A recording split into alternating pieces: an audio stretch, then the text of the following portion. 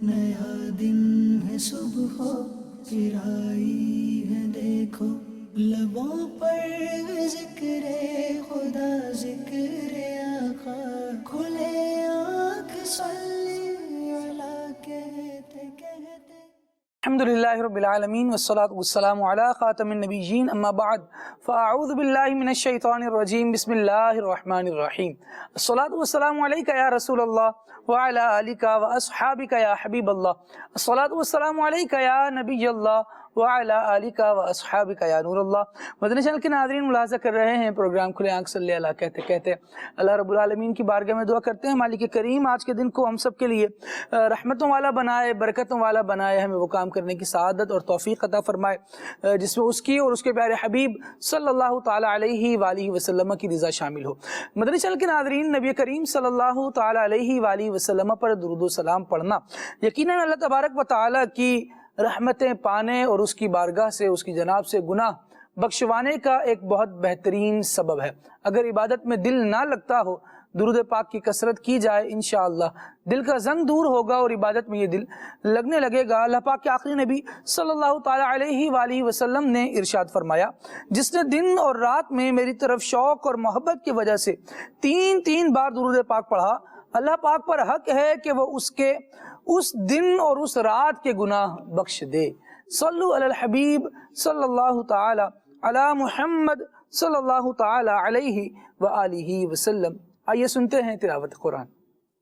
اعوذ باللہ من الشیطان الرجیم، میں اللہ تعالیٰ کی پناہ میں آتا ہوں شیطان مردود سے۔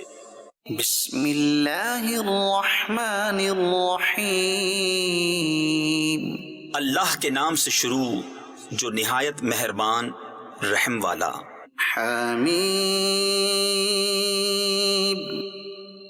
عین سین قاف، كذلك يوحي إليك وإلى الذين من قبلك الله العزيز الحكيم۔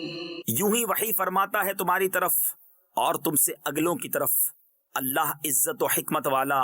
له ما في السماوات وما في الأرض، اسی کا ہے جو کچھ آسمانوں میں ہے اور جو کچھ زمین میں ہے، وهو العلي العظيم۔ اور وہی بلندی و عظمت والا ہے۔ تكاد السماوات يتفطرن من فوقهن والملائكة يسبحون بحمد ربهم ويستغفرون لمن في الأرض۔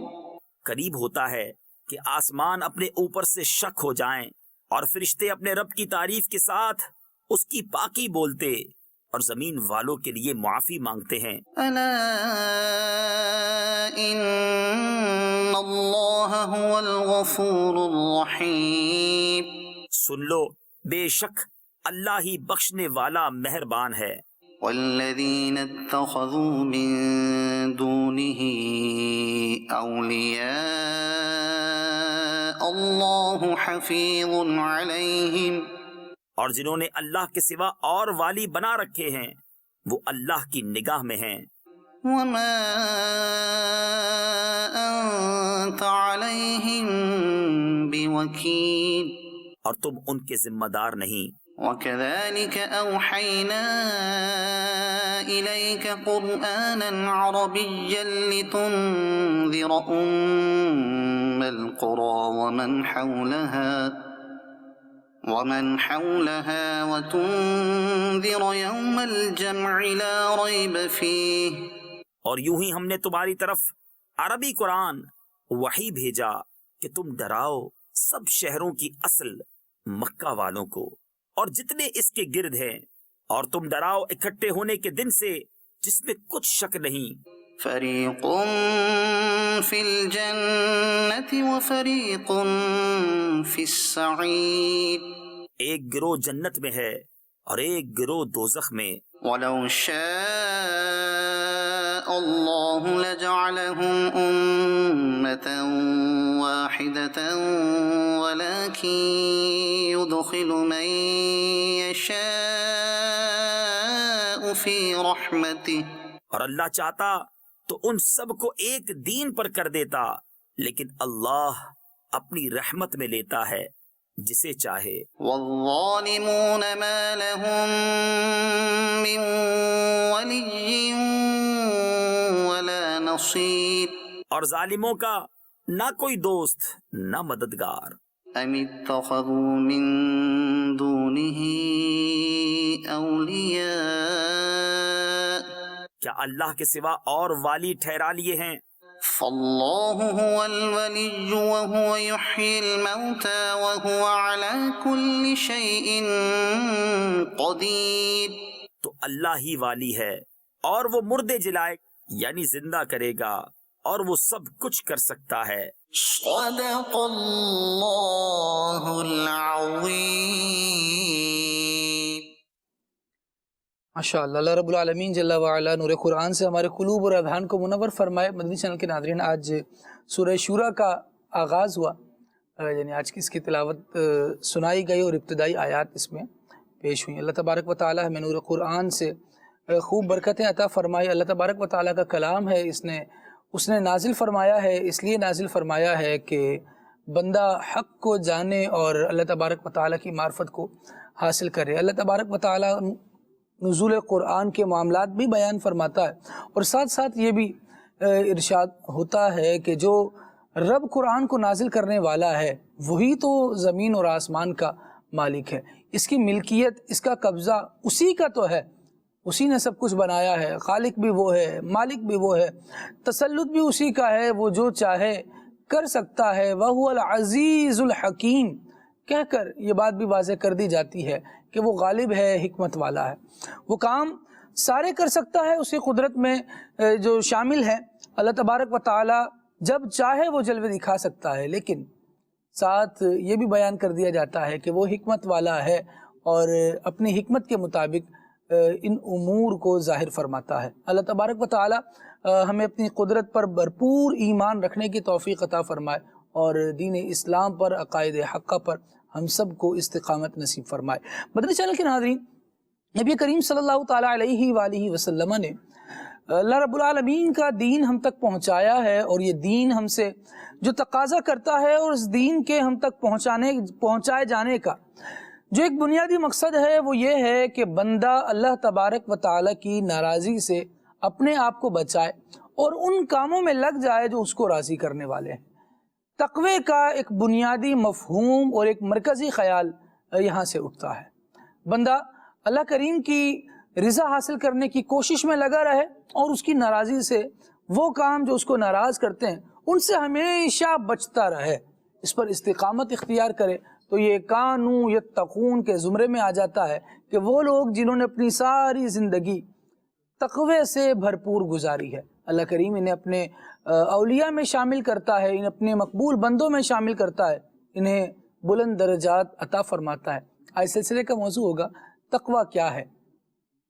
تقوی کیا ہے، اس کے فوائد، اس کی اہمیت، قرآن و حدیث میں اس کے کس طرح سے ترغیب دلائی گئی ہے. اور اللہ تبارک و تعالی اہل تقوی کو، وہ افراد جو اللہ کا خوف اور پرہیزگاری اپنے دل میں سجا لیتے ہیں، اللہ تبارک و تعالی پھر ان پر کیسے انعام فرماتا ہے، جنتیں ان کے لیے کیسے سجائی گئی ہیں، کیسے آراستہ کی گئی ہیں. اللہ کریم نے ان مضامین کو قرآن مجید میں بیان فرمایا ہے. بات کو آگے بڑھائیں گے تو انشاءاللہ یہ ساری ہی موضوع زیر بحث آئیں گے. ابھی انشاءاللہ عز و جل ایک کلام ہم سلسلے میں شامل کرتے ہیں. ہمارے بہت پیارے نعت خوان عدنان شیخ اتاری ماشاءاللہ ہمارے ساتھ موجود ہیں، آپ سے کلام بھی سنیں گے. صلو علی الحبیب صلی اللہ تعالی علی محمد صلی اللہ علیہ وآلہ وسلم.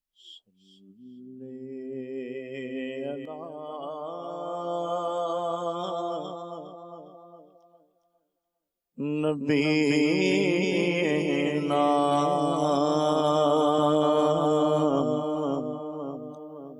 صلی علی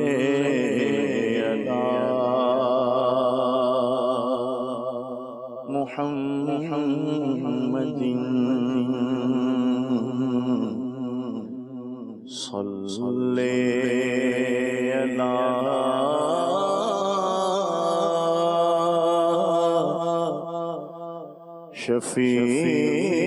شفیعنا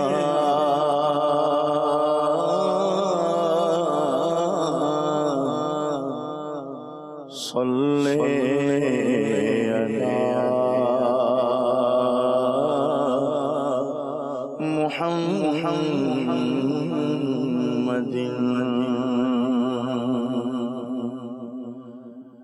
صلی علی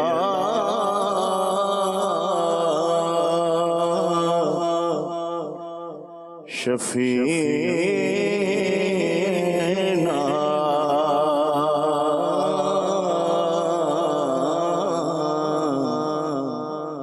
صلی علی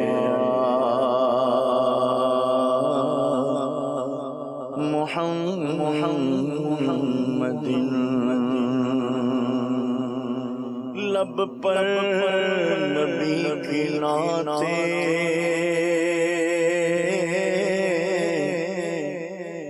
دل میں نبی کی یادیں،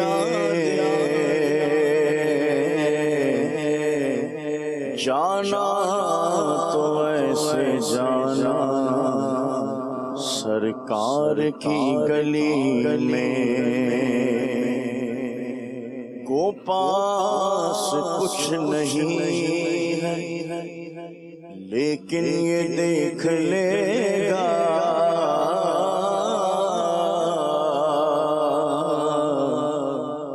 ایک دن مجھے زمانہ سرکار کی گلی میں سمجھے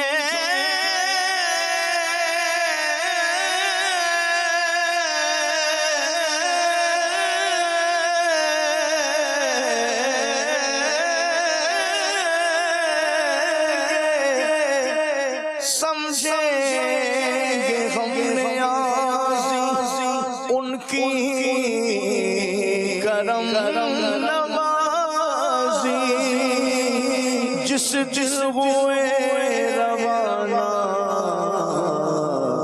سرکار کی گلی میں، پڑھیے صلی علی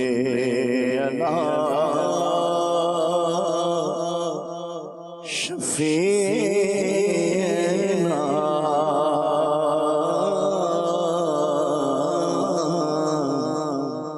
صلی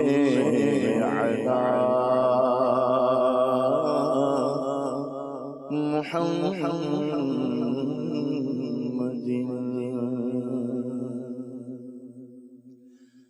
پھر عطا کر دیجئے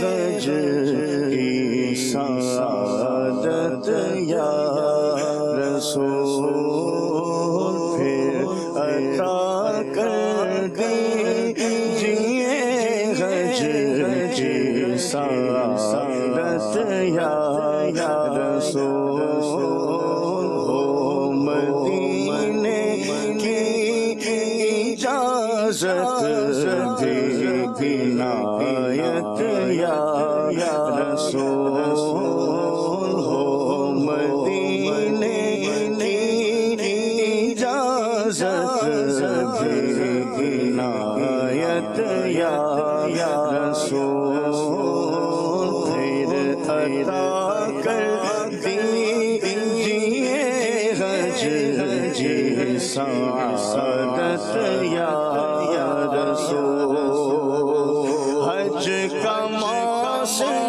آ گیا جا جنے بادی کمر، حج کا موسم آ گیا جا جنے بادی کمر، حج کا موسم آ گیا جا جنے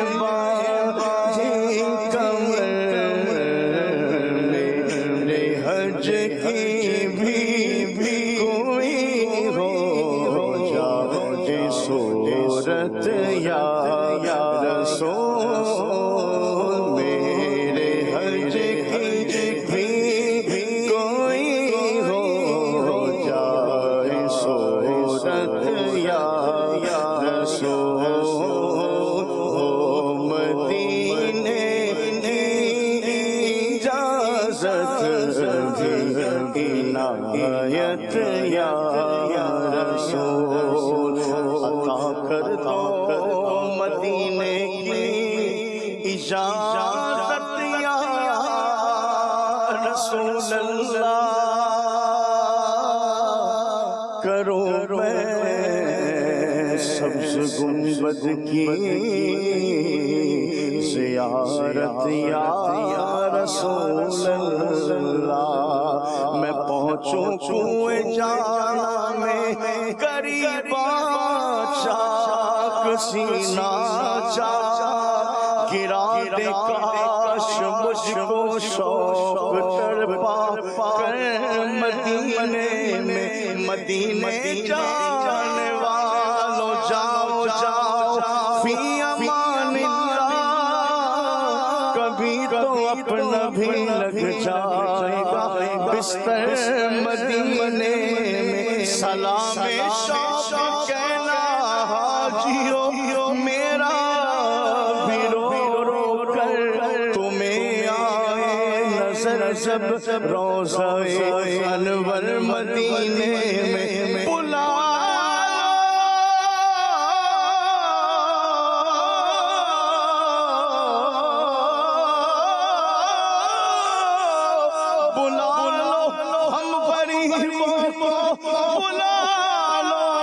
رسول اللہ اے شبیر و شبر فاطمہ حیدر مدینے میں ہو مدینے کی اجازت عنایت یا رسول ہو مدینے کی اجازت عنایت یا رسول چل پڑے ہیں قافلوں پر قافلے سوئے ہجا چل پڑے ہیں قافلوں پر قافلے سوئے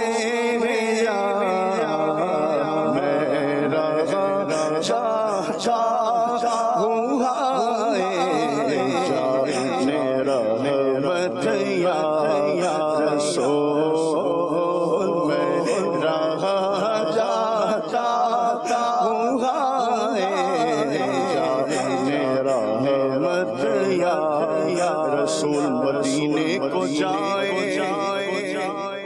یہ جی چاہتا ہے مقدر بنائے یہ جی چاہتا ہے مدینے کے آقا تو عالم کے مولا تیرے پاس آئے یہ جی چاہتا جا کر تو کوئی دیکھے ایک بار مدینے میں رحمت کی برستی ہے برسات مدینے میں بگڑی ہوئی بنتی ہے ہر بات مدینے میں غمخوار محمد کی ہے ذات مدینے میں وہ دن بھی تو آئے گا وہ رات بھی گزرے گا مکے میں اور رات مدینے میں وہ دن بھی تو آئے گا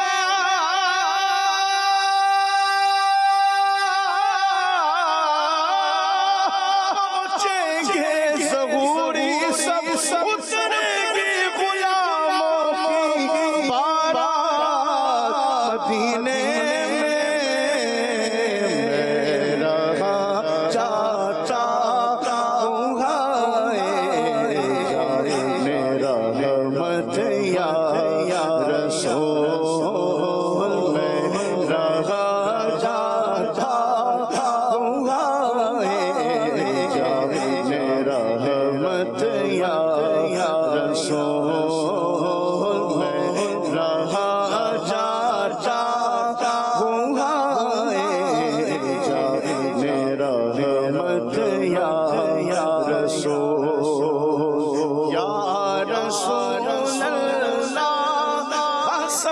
صدقہ فاطمہ کے لال کا یا رسول اللہ صدقہ فاطمہ کے لال کا دیجیے مجھ کو مدینے کی اجازت یا رسول دیجیے مجھ کو مدینے کی اجازت یا رسول گر میری تقدیر میں تو لکھی ہے یا نبی گر میری تقدیر میں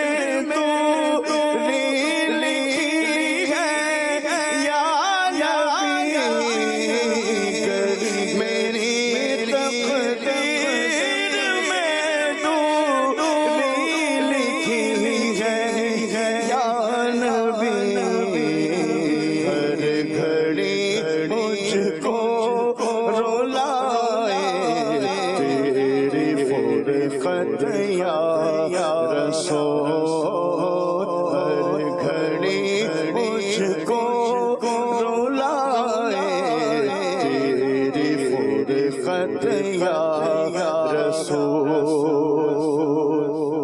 صدقہ سیسی عمر عثمان کا حضور صدقہ سیسی عمر عثمان کا حضور صدقہ سیسی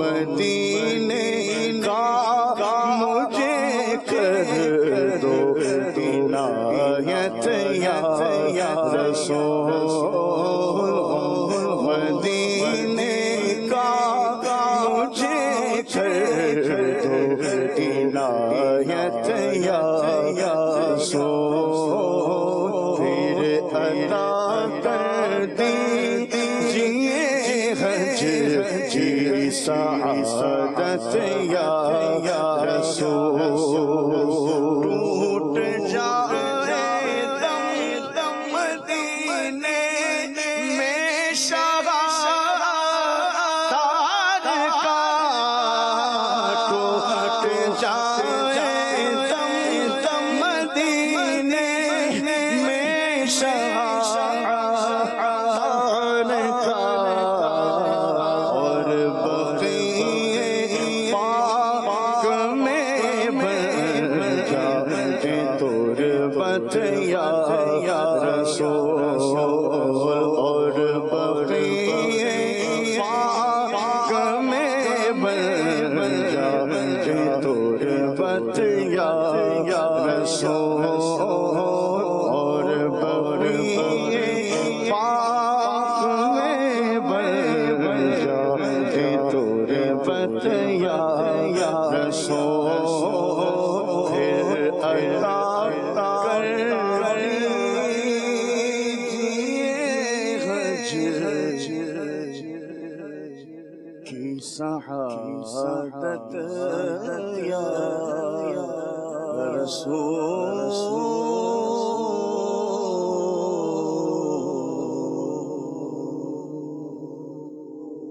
سبحان اللہ سبحان اللہ. سید امیر اہل سنت دامت برکاتہم العالیہ کا حج کے لیے زبردست کلام اللہ ہمیں دل سے پڑھنے کی بھی توفیق عطا فرمائے. دان بھائی نے ماشاءاللہ بہت زبردست انداز میں پڑھا. اللہ کریم اپنی بارگاہ میں قبول فرمائے اور ہمیں ذوق مدینہ نصیب فرمائے, شوق حج نصیب فرمائے اور حج کے اسباب بھی مولا بنائے. یقیناً اللہ تبارک و تعالیٰ قادر ہے, وہ چاہے تو ابھی انتظام ہو جائے اور جو رہ گئے ہیں, جو تڑپ رہے ہیں, کسی کی تڑپ پسند آ جائے, کسی کے آنسو اللہ تبارک و تعالیٰ پسند فرمائے اور پھر اس کو حج کی سعادت بھی عطا فرما دے۔ مدنی چینل کے ناظرین، کرم پر نظر رکھنی چاہیے اور خالق اسباب کی بارگاہ میں دھیان کرنا چاہیے، اللہ تبارک و تعالیٰ سے طلب کرنا چاہیے، وہ ضرور عطا فرمائے گا اپنے نبی کریم صلی اللہ علیہ وسلم کے صدقے سے انشاءاللہ۔ جہاں اتنی رحمتیں فرمائی ہیں وہاں یہ کرم بھی فرمائے گا کہ ہمیں حج کی سعادت عطا فرمائے گا۔ اللہ رب العالمین جل وعلا توفیق خیر عطا فرمائے۔ آج کا ٹاپک ہے تقویٰ کیا ہے، اور اس کی اہمیت کے لیے ایک آیت کریمہ کا جز آپ کے سامنے پیش کرتا ہوں۔ سفر حج بندے کو کرنا چاہیے، اللہ تبارک و تعالیٰ نے اسے اس کی شرائط کے ساتھ اپنے بندوں پر فرض بھی کیا ہے، جس میں استطاعت ہو وہاں تک جانے کی ایک یہ بنیادی شرط ہے حج کے لیے۔ لیکن ساتھ ایک بات یہ بھی ارشاد فرمائی ہے وَتَزَوَّدُوا فَإِنَّ خَيْرَ الزَّادِ التَّقْوَىٰ، کہ زاد راہ بھی بندہ ساتھ لے لے جب حج کے لیے جا رہا ہے، اور جب حج کے لیے اس کا سب روانہ ہو رہا ہے تو بہترین زاد سفر اس کے لیے کیا ہے، زاد راہ کیا ہے؟ قرآن مجید ارشاد فرما رہا ہے وہ تقویٰ ہے۔ اب میں چاہوں گا کہ آپ اس کو ڈسکرائب کیجئے کہ حج پر تقوی کی کیسے ضرورت ہے، اور اس سے پہلے تقوی کا کوئی ایسا آسان مطلب ہمیں بتا دیں کہ بنیاد اس کی سمجھ میں آئے، اور پھر ہم آگے اس کو زندگی میں کہاں کہاں اپلائی کرنا ہے اس کو سمجھتے چلے جائیں۔ اس میں تقویٰ یہ ہے کہ بچنا، جی، اس کا جو عربی کے اندر مادہ ہے نا، کہ وہ بچنا کسی خوف کے سبب بھی ہو سکتا ہے اور کسی ترغیب یعنی فضیلت کو پانے کے لیے بھی ہو سکتا ہے۔ صحیح۔ تو بالکل اسی طرح کہ جس طرح دنیا میں ہم بہت ساری چیزوں سے بچتے ہیں، جیسے کوئی کاروبار کرنے جائے تو اسے کہا جاتا ہے کہ یار ان چیزوں سے بچنا اگر آپ نے کاروبار کرنا ہے۔ صحیح۔ اور اگر جاب کرنے کو جاتا ہے تو اسے کہتے ہیں کہ یار آپ اپنے آفس والوں سے بنا کے رکھنا اور ان کی ناراضی سے بچنا، خاص کر جو آپ کا سیٹ ہے نا اس سے بنا کے رکھنا، اس کی ناراضی سے بچنا۔ اگر وہ آپ سے ناراض ہوا نا تو پھر آپ کی نوکری بچنے کی نہیں ہے، نوکری جا سکتی ہے آپ کی۔ تو یہ اس کو کہا جاتا ہے تم بچو۔ اسی طرح بہت مشہور ہے کہ جب کوئی بندہ بیمار ہوتا ہے تو اس کو صحت پانے کے لیے ڈاکٹر پرہیز بتاتا ہے، حکیم پرہیز بتاتا ہے کہ آپ نے ان چیزوں سے بچنا ہے۔ تو وہ مریض کسی اور کے کہنے پر بچے یا نہ بچے، ڈاکٹر کے کہنے پہ ضرور بچے گا۔ ڈاکٹر جب کہہ دے کہ آپ نے ان چیزوں سے بچنا ہے، یہ چیز نہیں کھانی یا اس چیز کو نہیں پینا، تو وہ ان سے بچتا ہے۔ تو اسی طرح سے طالب علم ہے تو اس کو کہا جاتا ہے کہ اگر آپ نے کامیاب ہونا ہے، آپ نے اچھے نمبر امتحان میں حاصل کرنے ہیں، تو آپ اپنا وقت ضائع کرنے سے بچنا۔ اسی طرح سے جو اسٹوڈنٹ جو ہے وہ پڑھنے میں دلچسپی نہیں رکھتے، سیریس نہیں ہے، تو ان کے پاس بیٹھنے سے بچنا اور غیر حاضری سے بچنا۔ تو اس طرح کی بہت ساری چیزیں۔ اسی طرح جب وہ شادی کر کے لڑکی بیاہی جاتی ہے تو اس کو بھی بہت ساری چیزیں سمجھائی جاتی ہیں کہ آپ نے گھر کے اندر جو ہے نا، وہ جو سمجھدار ہیں وہ یہی سمجھاتے ہیں گھر کے اندر جو ٹینشن کریٹ کرنے سے بچنا ہے، آپ نے بنا کے رکھنی ہے، اپنی ساس سے بنا کے رکھنی ہے، سسر سے بنا کے رکھنی ہے، نندوں سے بنا کے رکھنی ہے۔ قصہ مختصر، گھر توڑنے والے کے اسباب سے بچنا ہے، اس سے بچنا ہے۔ ٹھیک ہے۔ اب یہ جو بچنا ہے نا، تو یہ تو رہ گئی دنیا کے اندر، تو بالکل اسی طرح کا بچنا جو ہے وہ دین کے احکام میں بھی ہوتا ہے کہ دین کے احکام میں وضاحت کر دی گئی کوئی چیز ایسی نہیں ہے کہ جس کے بارے میں ہمیں یہ نہ ہو کہ ہم نے یہ اس چیز سے بچنا ہے یا کرنا ہے۔ ہر ایک کے بارے میں رہنمائی ہے، صراحتاً بتا دیا گیا کہ اگر آپ کسی کا مال دباؤ گے یہ ناجائز ہے، کسی کی زمین پہ قبضہ کرو گے یہ ناجائز ہے، اگر آپ کسی کی دل آزاری کرو گے بلا وجہ شرعی تو یہ ناجائز ہے، اگر آپ کسی پہ ظلم کرو گے تو یہ ناجائز ہے، اگر آپ کسی کا قرضہ لے کے دبا جاؤ گے یہ ناجائز ہے، صحیح۔ اگر آپ آنکھوں سے بدنگاہی کرو گے تو یہ ناجائز ہے، اگر کانوں سے غیبت سنو گے، چغلی سنو گے، کسی کا عیب سنو گے تو یہ ناجائز ہے، اگر زبان سے آپ فحش چیز بکو گے، جیسے گالی دے دی کسی کو یا غیبت کر دی یا چغلی کر دی اور بھی چیزیں، تو یہ ان چیزوں سے بچنا ہے۔ تو شریعت کا پورا ایک حکم اس کے اندر موجود ہے، بلکہ یہاں تک کہا گیا کہ جس بارے میں تمہیں شک گزرے کہ یہ میرے لیے جائز ہے کہ ناجائز ہے تو غور کر لو دل پر، اگر وہاں سے یہ گواہی آئے کہ یہ میں کر سکتا ہوں تو کر لو، اور اگر وہاں سے یہ آئے کہ نہیں کر سکتا تو پھر اس سے بچ رہو. شبہے کی چیز اس کو کہا جاتا ہے, ان سے بھی بچنے کا کہا گیا. تو تقویٰ یہ ہے کہ اللہ اور اس کے رسول کے حکم پہ چلتے ہوئے جن چیزوں سے بچنے کا حکم دیا ہے ان سے بچا جائے. تو اس کی پھر مزید علماء کرام نے اقسام کی, فضائل بھی بیان کیے. تو یہاں اس میں یہ بھی آیا کہ سب سے پہلی چیز جو ہے کہ کفر سے بچنا, پہلا درجہ, سب سے پہلا درجہ یہ ہے. تو یہ ہر عام مسلمان جو بھی ہے اس کو کفر سے بچنا ہے, یہ اس کا تقویٰ ہے. کم از کم سب سے پہلی جو بنیاد ہے, پہلی سیڑھی ہے, وہ کفر سے بچنا ہے. اور اس کے بعد یہ ہے کہ بد عقیدگی, بد مذہبی سے بچنا ہے. تو خوش عقیدہ رہنے, اسلامی عقائد میں کسی قسم کی بری چیز کو شامل نہیں کرنا, نہیں ہونے دینا, اس کو اپنے دل یا دماغ پہ جما نہیں لینا. تو یہ ہے مسلمانوں کا. اچھا, اس کے بعد پھر یہ کہ کچھ خواص کی طرف بھی جاتا ہے. 7 قسمیں ویسے تو بیان کی ہیں. اب خواص کا تقویٰ کیا کہ ہر اس چیز سے بچیں جو رب تعالیٰ کی بارگاہ سے دور لے جانے والی ہو. صحیح. تو وہ ان چیزوں کو دیکھ رہے ہوتے ہیں. تو یہ ہے ایک تقویٰ. تو ہمارے جو ایک نارملی جو مسلمان ہیں ہم, تو کم سے کم بنیاد یہ ہے کہ ایک تو وہی کفر سے بچنا, تو الحمدللہ ہم مسلمان. الحمدللہ. پھر دوسری بات یہ ہے کہ اللہ اور اس کے رسول نے جس چیز سے بچنے کا حکم دیا ہے, ٹھیک ہے, ان سے بچنا ہے. رشوت وغیرہ ہے, اسی طرح چوری ہے, اس طرح ڈاکہ ہے, اور کسی کے عیب اچھالنا ہے. تو یہ ان ساری چیزوں سے بچنا, یعنی جملہ گناہوں سے بچنا. سمجھ لو کہ ایک سادہ سا مفہوم ہے کہ ہمیں ہر اس چیز سے بچنا ہے کہ جو رب تعالیٰ کو ناراض کر دے. زبردست. تو ہمیں مقصود کیا ہے؟ رب تعالیٰ کی رضا. اور رب تعالیٰ کی بارگاہ میں قرب والا اور عزت والا کون ہے؟ بے شک تم میں سے اللہ کی بارگاہ میں عزت والا وہ ہے جو تم میں سے تقوی والا ہے, پرہیزگار ہے. تو یہ ہے ایک تقوی کا فائدہ بھی ہے, اس کی قسمیں بھی ہیں. اور یہ وہ تقوی ہے کہ جس کے اپنائے بغیر ہمیں چارہ نہیں ہے. اگر تقوی نہیں ہوگا تو اس کا اپوزٹ کیا ہوگا؟ اس کے اپوزٹ ہوگی جرت, اس کے اپوزٹ ہوگی نافرمانی. تو نافرمانی کس کی کر رہے ہیں؟ صحیح, اللہ اور اس کے رسول کی, معاذ اللہ. اور جو جرت کر رہے ہیں کہ اسی کی نعمتیں کھا کے اسی کی نافرمانی, بہت بڑی جرت ہے. تو یہ جب کریں گے تو پھر وہ انعام جو تقوی کے نتیجے میں ملنے والے تھے ان سے تو محرومی ہوگی, سزائیں بھی ہیں. تو یہ ہے تقوی کی کہ وہ سادہ سا مفہوم, اور اس کی ضرورت بھی ہے. دنیا میں بھی تقوی انسان کو کامیاب کرواتا ہے, صحیح, اور آخرت میں بھی, اخروی زندگی میں بھی کامیابی کا ضامن ہے. ماشاءاللہ استاد صاحب, بڑی زبردست آپ نے گفتگو فرمائی کہ دنیا میں بھی اگر بندہ ان چیزوں سے بچے گا جو اس کے گھر کو توڑنے والے ہیں, جو اس کی عزت کو خراب کرنے والے ہیں, جو اس کے وقار کو مجروح کرنے والے ہیں, تو اسے اچھا مرتبہ دیا جائے گا, لوگوں کی نظر میں بھی اس کی عزت بنے گی. ایسے ہی دینی طور پر برائیوں سے, نافرمانیوں سے اللہ تبارک و تعالیٰ کی بچے گا تو یہ بنیادی طور پہ اس کا تقویٰ کہلائے گا. اور جس طرح درجات اس کے بیان کیے کہ کفر سے بچے, سرکشی سے بچے, بد اعتقادی سے بچے, بد مذہبی سے بچے, اور اس کے بعد پھر دیگر گناہوں سے بھی بچتا رہے. لیکن صاحب ساتھ ہی سوال میں یہ بات بھی میں نے عرض کی تھی کہ جب بندہ حرمین طیبین کا سفر اختیار کر رہا ہے, حج کے لیے جا رہا ہے, تو جب یہاں اگر ان گناہوں میں پڑتا ہے تو ظاہر ہے وبال ہوگا, اور اگر وہاں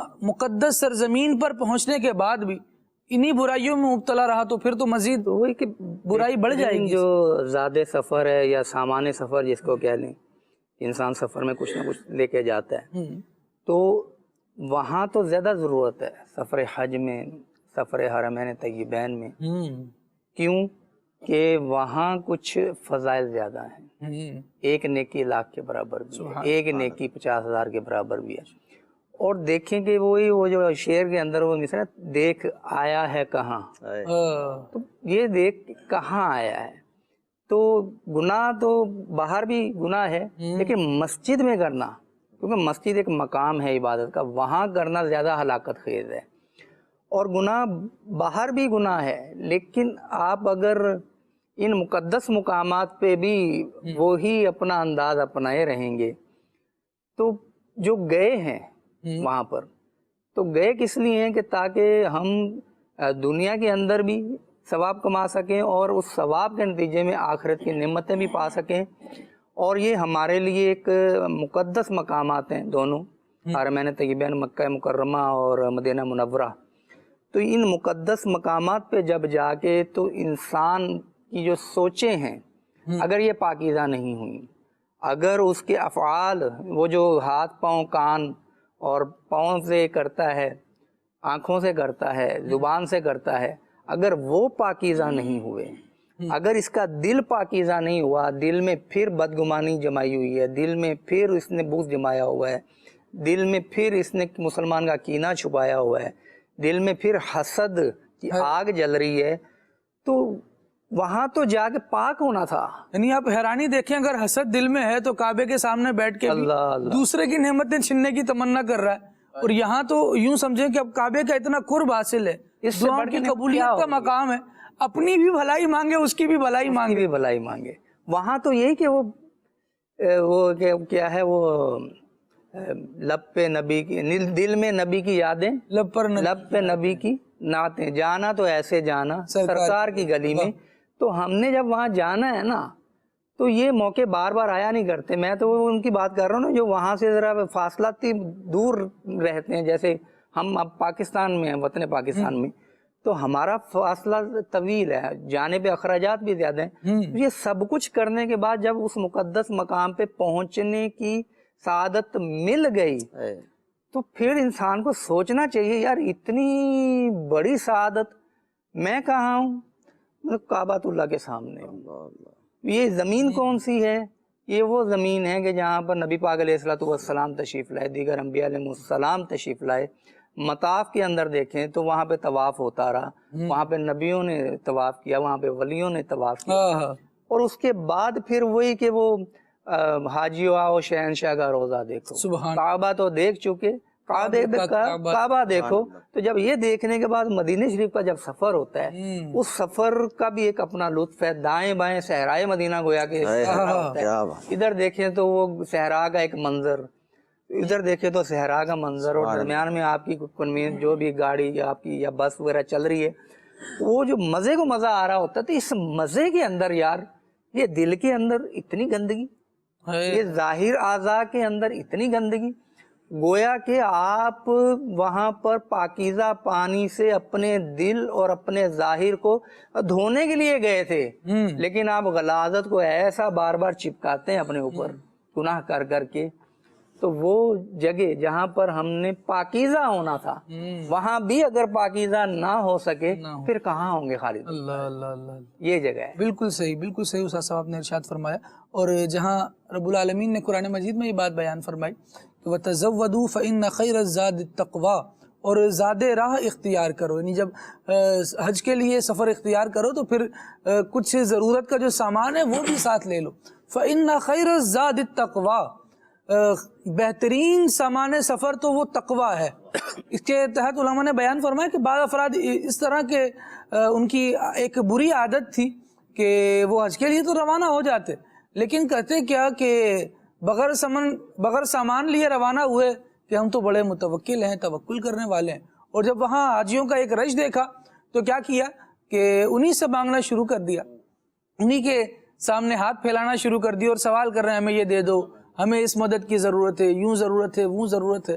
تو اللہ تبارک و تعالیٰ نے اس کو ناپسند فرمایا کہ یہ اچھا نہیں ہے کہ تم یہاں، یہ نہ تقویٰ ہے اور نہ یہ توکل ہے کہ بندہ یہاں سے خالی ہاتھ جائے وہاں جا کے مانگنا شروع کر دے، بلکہ ہونا یہ چاہیے کہ یہیں سے سامان لے کر جائے. یعنی جہاں سے بھی مکہ مکرمہ پہنچ رہا ہے حج کے لیے، اپنے جہاں سے سفر اختیار کر رہا ہے سامان لے کر اختیار کرے، اور پھر وہاں پہنچ جائے تو اب تقویٰ بھی اختیار کر کے رکھے، تقویٰ بھی اپنے ساتھ رکھے، اور دوسروں سے سوال کرنا، مانگنا کہ مجھے یہ دے دو، مجھے یہ چاہیے. علماء نے بڑا پیارا یہ تقوی کے خلاف ہے. علماء کرام نے بڑا پیارا لفظ، وہ کہتے ہیں کہ یہ سفر کرتے ہیں نا بغیر کسی سامان وغیرہ کے، اور جب ان سے پوچھا یہ کہتے ہیں ہم متوکلین ہیں. متوکلین کا معنی ہے توکل کرنے والے. صحیح. علماء نے کہا یہ متوکلین نہیں، متعقلین ہیں، کھانے والے ہیں، تعقل کرنے والے ہیں. تو متوکلین کے وزر پر ان کے لیے متعقلین کا لفظ استعمال کیا کہ آپ توکل اختیار کرنے کا دعویٰ مت کرو، آپ متعقلین ہو، دوسروں کی جیب سے کھانے والے بنتے. بات وہی کہ اپنا لے کے جائیں، وہاں بھی سوال سے بچنا ہے نا، وہی سوال جس کی ممانعت آئی. حج کی باتیں سن رہے ہیں، ذوق بڑھ رہا ہے، اور مسلمانوں کا الحمدللہ یہ جذبہ ہے کہ جب حج کی بات شروع ہوتی ہے تو دل چاہتا ہے کہ یار کاش ہم بھی دل مچلنا شروع ہوتے ہیں، مکے میں تڑپنا شروع ہوتے ہیں حج کا نام سن کے. ایسا ہی ہے، سفر ہی ایسا مقدس ہے یار. اللہ کریم نے حرمین طیبین کی محبت مسلمانوں کے دل میں رکھی ہے، اور خصوصی حج کے فضائل تو وہ پھر مزید اللہ تبارک و تعالیٰ اس پر یوں سمجھے کہ بندے پر انعام فرماتا ہے کہ حج کے دنوں میں یہ سعادت عطا فرماتا ہے. کیا کہیں گے وسیم بھائی؟ انعام و اکرام کی بارشیں ہیں، اور میں ابھی 2-3 دن سے کتاب الحج بہار شریعت سے پڑھنے کی سعادت مل رہی، سبحان اللہ، تفصیل کے ساتھ. تو یقین مانے کہ کون سا ایسا مقام ہے کہ جس مقام پر اللہ تبارک و تعالیٰ دعائیں قبول نہیں فرما رہا، اپنے بندوں پر چھما چھم رحمتوں کی برسات نہیں فرما رہا. آپ مینا میں جا رہے ہیں تو وہاں پہ رب کی رحمتوں کا برسات ہے، اللہ، دعائیں قبول ہو رہی ہیں، التجائیں قبول ہو رہی ہیں. آپ مزدلفہ میں جا رہے ہیں تو وہاں تو بس سمجھ لیں کہ قبول ہی قبول ہو رہا ہے سب کچھ. عرفات میں جا رہے ہیں تو وہ تو پھر سونے پہ سہاگے والی بات ہے. یہ سارے بخشش کے بہانے ہی یہ ہیں، سب بخشش کے بہانے ہیں، اور رب کریم اپنے بندوں پر خصوصی عنایتیں، کرم نوازیاں فرماتا ہی چلا جا رہا ہے. اب بات دراصل وہی ہے خالد بھائی کہ صدر الشریعہ علیہ رحمہ بھی اس مقام پر جگہ جگہ لکھ رہے تھے کہ دیکھو یہاں صبر کرنا ہے، یہاں صبر کرنا ہے. آپ یہاں آئیں گے تو یہاں پہ آپ کچھ آرام بھی ملے گا، بے آرامی کی سی کیفیت بھی ہو جائے گی. کیونکہ اب ظاہر ہے کہ حج کے جو بالخصوص یہ 5 ایام ہوتے ہیں، اب یہ تھوڑا سا سمجھ لیں کہ اس میں آرام بھی ہو رہا ہوتا ہے، نہیں بھی ہو رہا ہوتا. مجھے صدر الشریعہ علیہ رحمہ کا بڑا پیارے الفاظ لگے، فرمایا کہ آرام پوری زندگی کرنا ہے، اب کچھ عبادت کر لو. اللہ اللہ، یہ وہ ایام ہیں کہ جن میں عبادت کر لو، آرام تو پوری زندگی ہوتا رہے گا. یہی بات آپ نے کھانے پینے کے حوالے سے بات کی. اب یہ متعقلین والی بات جو آئی کھانے پینے والوں والی، کہ بعض لوگ وہاں پہ بے تحاشا ہی سمجھ لیں کہ کیونکہ مل رہا ہے ایک اچھے حساب سے، تو پھر وہ بے تحاشا لوٹنے میں لگے ہوئے ہوتے ہیں، اور پھر کھا بھی رہے ہوتے ہیں اور آزمائش میں بھی آ رہے ہوتے ہیں. آپ نے فرمایا کہ کھانے کو 1/3 کر دو اس جگہ پر، کیونکہ یہ وہ سفر ہے کہ جس سفر میں اگر کھانے پر زور دیا تو پھر ظاہر ہے بار بار واش روم بھی جانا پڑے گا. اور عبادت کے لیے جو یہ مخصوص وقت مل گیا ہے نا، جس کے اندر ہر لمحے میں قبولیت ہی قبولیت ہے، فرمایا یہ وقت ضائع ہوگا تمہارا، تو لہٰذا کم کھاؤ. فرمایا 1/3 کھا لو. اس میں بھی یہی الفاظ لکھے، کہا پھر پوری زندگی کھانا ہی ہے، اللہ، پوری زندگی کھانا ہی ہے. تو لہٰذا ابھی اپنے آپ کو سنبھال کے رکھو.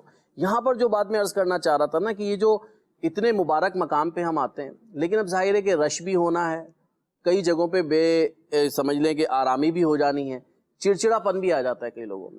اور پھر وہ وہاں پر جسے کہتے ہیں نا کہ میں نے گناہوں سے بچنا ہے، تقویٰ ہمارا موضوع ہے کہ میں نے گناہوں سے بچنا ہے.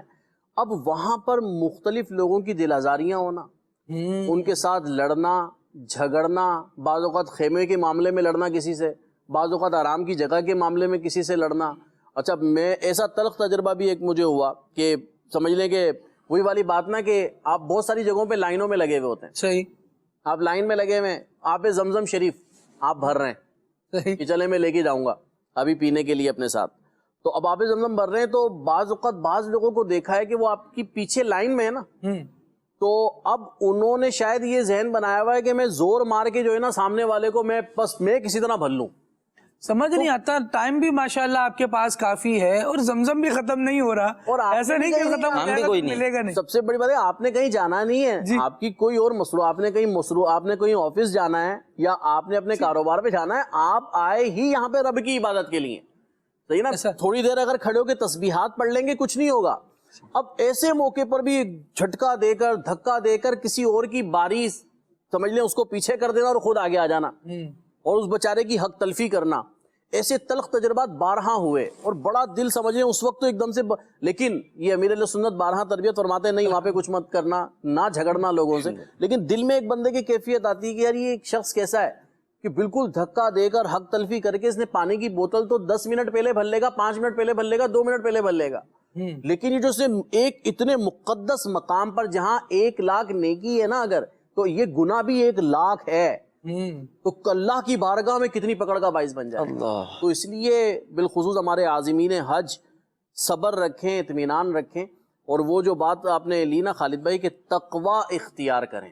تقوی اگر یہ بار بار میرے ذہن میں آتا رہے گا نا، بار بار گھومتا رہے گا، نہیں میں نے تقوی اختیار کرنا ہے، مطلب میں نے کسی کی دل آزاری سے بچنا ہے، تقوی اختیار کرنا ہے، میں نے کسی کی حق تلفی سے بچنا ہے، تقوی اختیار کرنا ہے، میں نے اپنی آنکھوں کو بچانا ہے کسی غلط جگہ پر دیکھنے سے، صحیح ہے، بد نگاہی سے اپنے آپ کو بچانا ہے، اپنی نظروں کو یہاں دیکھیں، یہاں تاکیداً فرمایا ہے کہ اپنی نگاہوں کو نیچی رکھنا.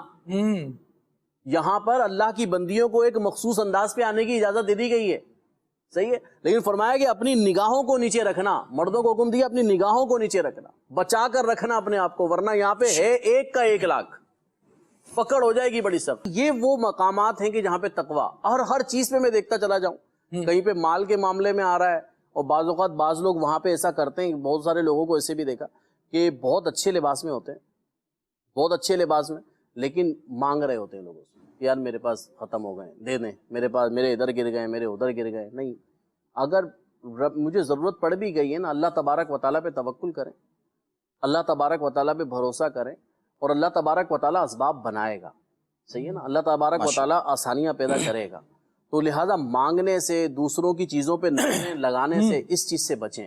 تو مفتی مدح خان نعیمی رحمۃ اللہ تعالیٰ علیہ نے اپنا سفر لکھا نا جو حج کا، تو اس میں لکھا کہ ایک پین پسند آ گیا، اور ذہن یہ بنا کہ نبی کریم صلی اللہ تعالیٰ علیہ وآلہ وسلم کے فرامین اور اللہ کی آیات کی تفسیر لکھنے کے لیے اس پین کو خریدنا چاہیے، یہ بہت عمدہ پین ہے. تو اب جب وہاں پہنچے اور قیمت پوچھی پین کی تو وہ زیادہ تھی. خیر دل محسوس کیا رہ گئے، کسی سے سوال نہیں کیا. کہتے ہیں کہ تہجد کے وقت یا ایسے ہی کسی نماز کے وقت ہی نبی کریم صلی اللہ تعالیٰ علیہ وآلہ وسلم کے دربار میں حاضر تھا، تو کوئی شخص آیا اور اس نے کہا کہ احمد یار گجراتی آپ ہیں؟ واہ سبحان اللہ. تو انہوں نے کہا کہ جی میں ہوں. کہا کہ میں یہ پین آپ کے لیے لے کر آیا تھا. کیا بات ہے. وہی پین جو پسند آیا تھا نا وہ لے آئے. اور جب پوچھا گیا کہ یہ کیسے مجھ تک کیسے پہنچا رہے ہو، تو بتانے والے نے بتایا کہ مجھے خواب میں نبی پاک علیہ الصلوۃ والسلام کی زیارت، عقید عالم صلی اللہ تعالیٰ علیہ وآلہ وسلم نے ارشاد فرمایا تھا کہ یہ پین اس تک پہنچا دو، تو میں نے وہ پین خرید کر آپ تک پہنچا دیا ہے. یعنی آپ یہ دیکھیں کہ دل میں کوئی سوال نہیں ہے، لالچ نہیں ہے، دنیا داروں سے، دنیا کے لوگوں سے کچھ نہیں مانگنا، لیکن جب دل میں حسرت آ جاتی ہے اور شوق اچھا ہو، نیت اچھی ہو، ذوق اچھا ہو، تو وہ وہاں سے پوری کیسے کی جاتی ہے. آپ یہ دیکھیے سبحان اللہ. تو بندے کو جب لو لگانی ہے، مانگنا ہے، تو پھر جس در کا اپنے آپ کو ساری زندگی بھکاری کہتا رہتا ہے، تو اب جب اس در پر پہنچ گیا ہے تو اب لوگوں کے سامنے ہاتھ پھیلا رہا ہے. کتنی عجیب بات ہے. قبلہ فیض احمد اویسی رحمۃ اللہ تعالی علیہ وہ لکھا کرتے تھے اپنے نام کے ساتھ مدینے کا بھکاری. یہ کتنا زبردست نام ہے. مطلب جب یہ لفظ آتا ہے، جب یہ بات آتی ہے نا، تو آپ رحمۃ اللہ تعالی علیہ کی شخصیت یاد آ جاتی ہے. شاکر بھائی کچھ؟ میں وسیم بھائی کی بات کو کنٹینیو کروں گا. وسیم بھائی نے فرمایا نا کہ جب حج پر جائے اور بار بار وہاں یہ سوچتا رہے کہ مجھے نیک بننا ہے، مجھے تقوی حاصل کرنا ہے، مجھے گناہوں سے بچنا ہے، تو اب یہ ذہن کیسے بنے، یہ سوچ کیسے ملے؟ الحمدللہ ہمارے یہاں دعوت اسلامی کا پورا ایک شعبہ ہے مجلس حج و عمرہ، اور اس کے تحت جو اسلامی بھائی حج پر جا رہے ہوتے ہیں، جو حاجی، تو ان کی باقاعدہ وقتاً فوقتاً تربیت کا سلسلہ ہوتا ہے. ان کو وہاں احرام باندھنے کا طریقہ، وہاں دن گزارنے کا طریقہ، وہاں وقت کیسے گزارنا ہے نیکیوں میں، یہ باقاعدہ سکھانے کا اہتمام ہوتا ہے. تو اگر جو حج پر جا رہے ہیں تو یہ اگر یوں دعوت اسلامی کے دینی ماحول سے اٹیچ ہو جائیں گے، اور جیسے ہمارا حاجی کیمپ ہے جہاں سے حج کے لیے یہ سارے ڈاکومنٹس وغیرہ پورے کرتے ہیں، تو حاجی کیمپ پر بھی مجلس حج و عمرہ کے تحت دعوت اسلامی کا ایک مدنی قافلہ اس وقت بھی موجود ہے. اگر کوئی چاہتا ہے کہ یار میں حج پہ جا رہا ہوں، میں رہنمائی لے لوں، میں سیکھ لوں کہ احرام کیسے باندھنا ہے، مجھے وقت کیسے گزارنا ہے، تو وہاں جائیں، اسلامی بھائیوں کے ساتھ وقت گزاریں. اس کے ساتھ ساتھ امیر اہل سنت کی ایک کتاب ہے رفیق الحرمین، اگر اس کو مطالعہ کر لینا تو اس کو مطالعہ کرنے سے بھی بہت ساری چیزیں ذہن بنیں گی. سوچ بنے گا کہ یار کیسے سفر کرنا ہے، حج پہ جانا ہے تو اپنے ایام کس طرح گزارنے ہیں.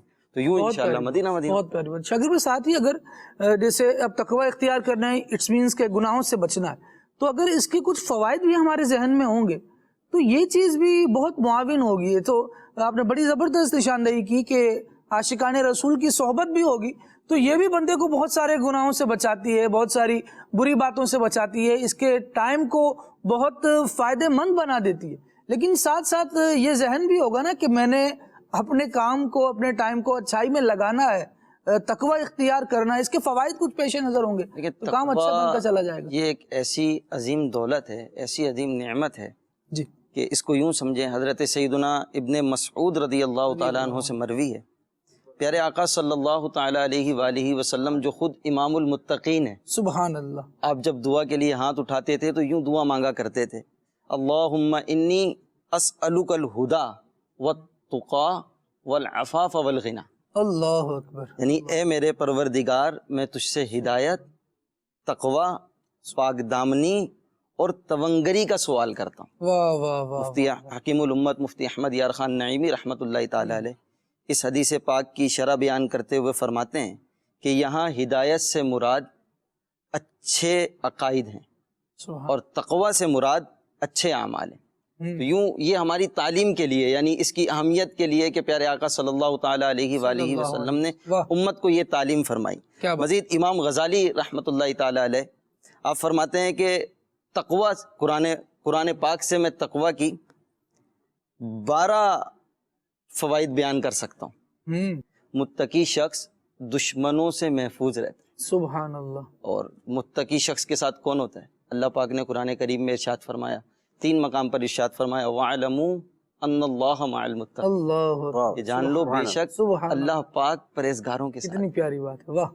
تو اسی طرح متقی شخص آخرت کی ہولناکیوں سے محفوظ رہے گا, آخرت کی سختیوں سے محفوظ رہے گا. سبحان اللہ. اور تقوی کی برکت سے متقی شخص کے تمام گناہ معاف ہو جائیں گے. واہ. متقی شخص اللہ پاک کا دوست بن جاتا ہے. سبحان اللہ. متقی شخص جب اللہ پاک کا دوست بن جاتا ہے تو پھر اس کی دعائیں قبول ہوتی ہیں. یہ جو دعا مانگتا ہے اللہ تبارک و تعالیٰ اس کی دعاؤں کو قبول کرتا ہے. دوستوں پر تو پھر کرم نوازی خاص ہی ہوتی ہے. واہ واہ. اسی طرح متقی شخص اللہ پاک کے ہاں اعزاز و اکرام کا حقدار ہو جاتا ہے. واہ واہ واہ. متقی شخص کے لیے موت کے وقت دیدار الہی اور آخرت میں نجات کی بشارت ہے. اللہ اکبر. متقی شخص دوزخ سے محفوظ رہے گا. سبحان اللہ. اب یہ فوائد منہاج العابدین میں جو امام غزالی نے لکھا ہے, اگر یہ پیش نظر رہے کہ متقی اگر میں بن جاتا ہوں یعنی گناہوں سے بچتا ہوں, جس طرح استاد محترم نے اس کا ایک آسان سا مفہوم ہمیں سمجھایا کہ گناہوں سے بچنا, اور اللہ پاک نے جس کام کے کرنے کا حکم دیا ہے اور اللہ اور اس کے رسول نے جس کام کے کرنے سے منع کیا, اگر اس کام کے کرنے سے بچ جاتا ہے اور اللہ کے حکم پر عمل کرتا ہے تو یہ ذہن رکھے کہ اتنے سارے فوائد مجھے حاصل ہوئے. تو انشاءاللہ ذہن بنتا رہے گا, ذہن بنتا رہے گا. اللہ نے چاہا تو انشاءاللہ جب اس پر عمل کرے گا تو دنیا و آخرت کی بھلائیاں نصیب ہوں. ضرور بھلائیاں پائے گا. بہت زبردست بات. اور تقوی کی کیا ہی شان ہے.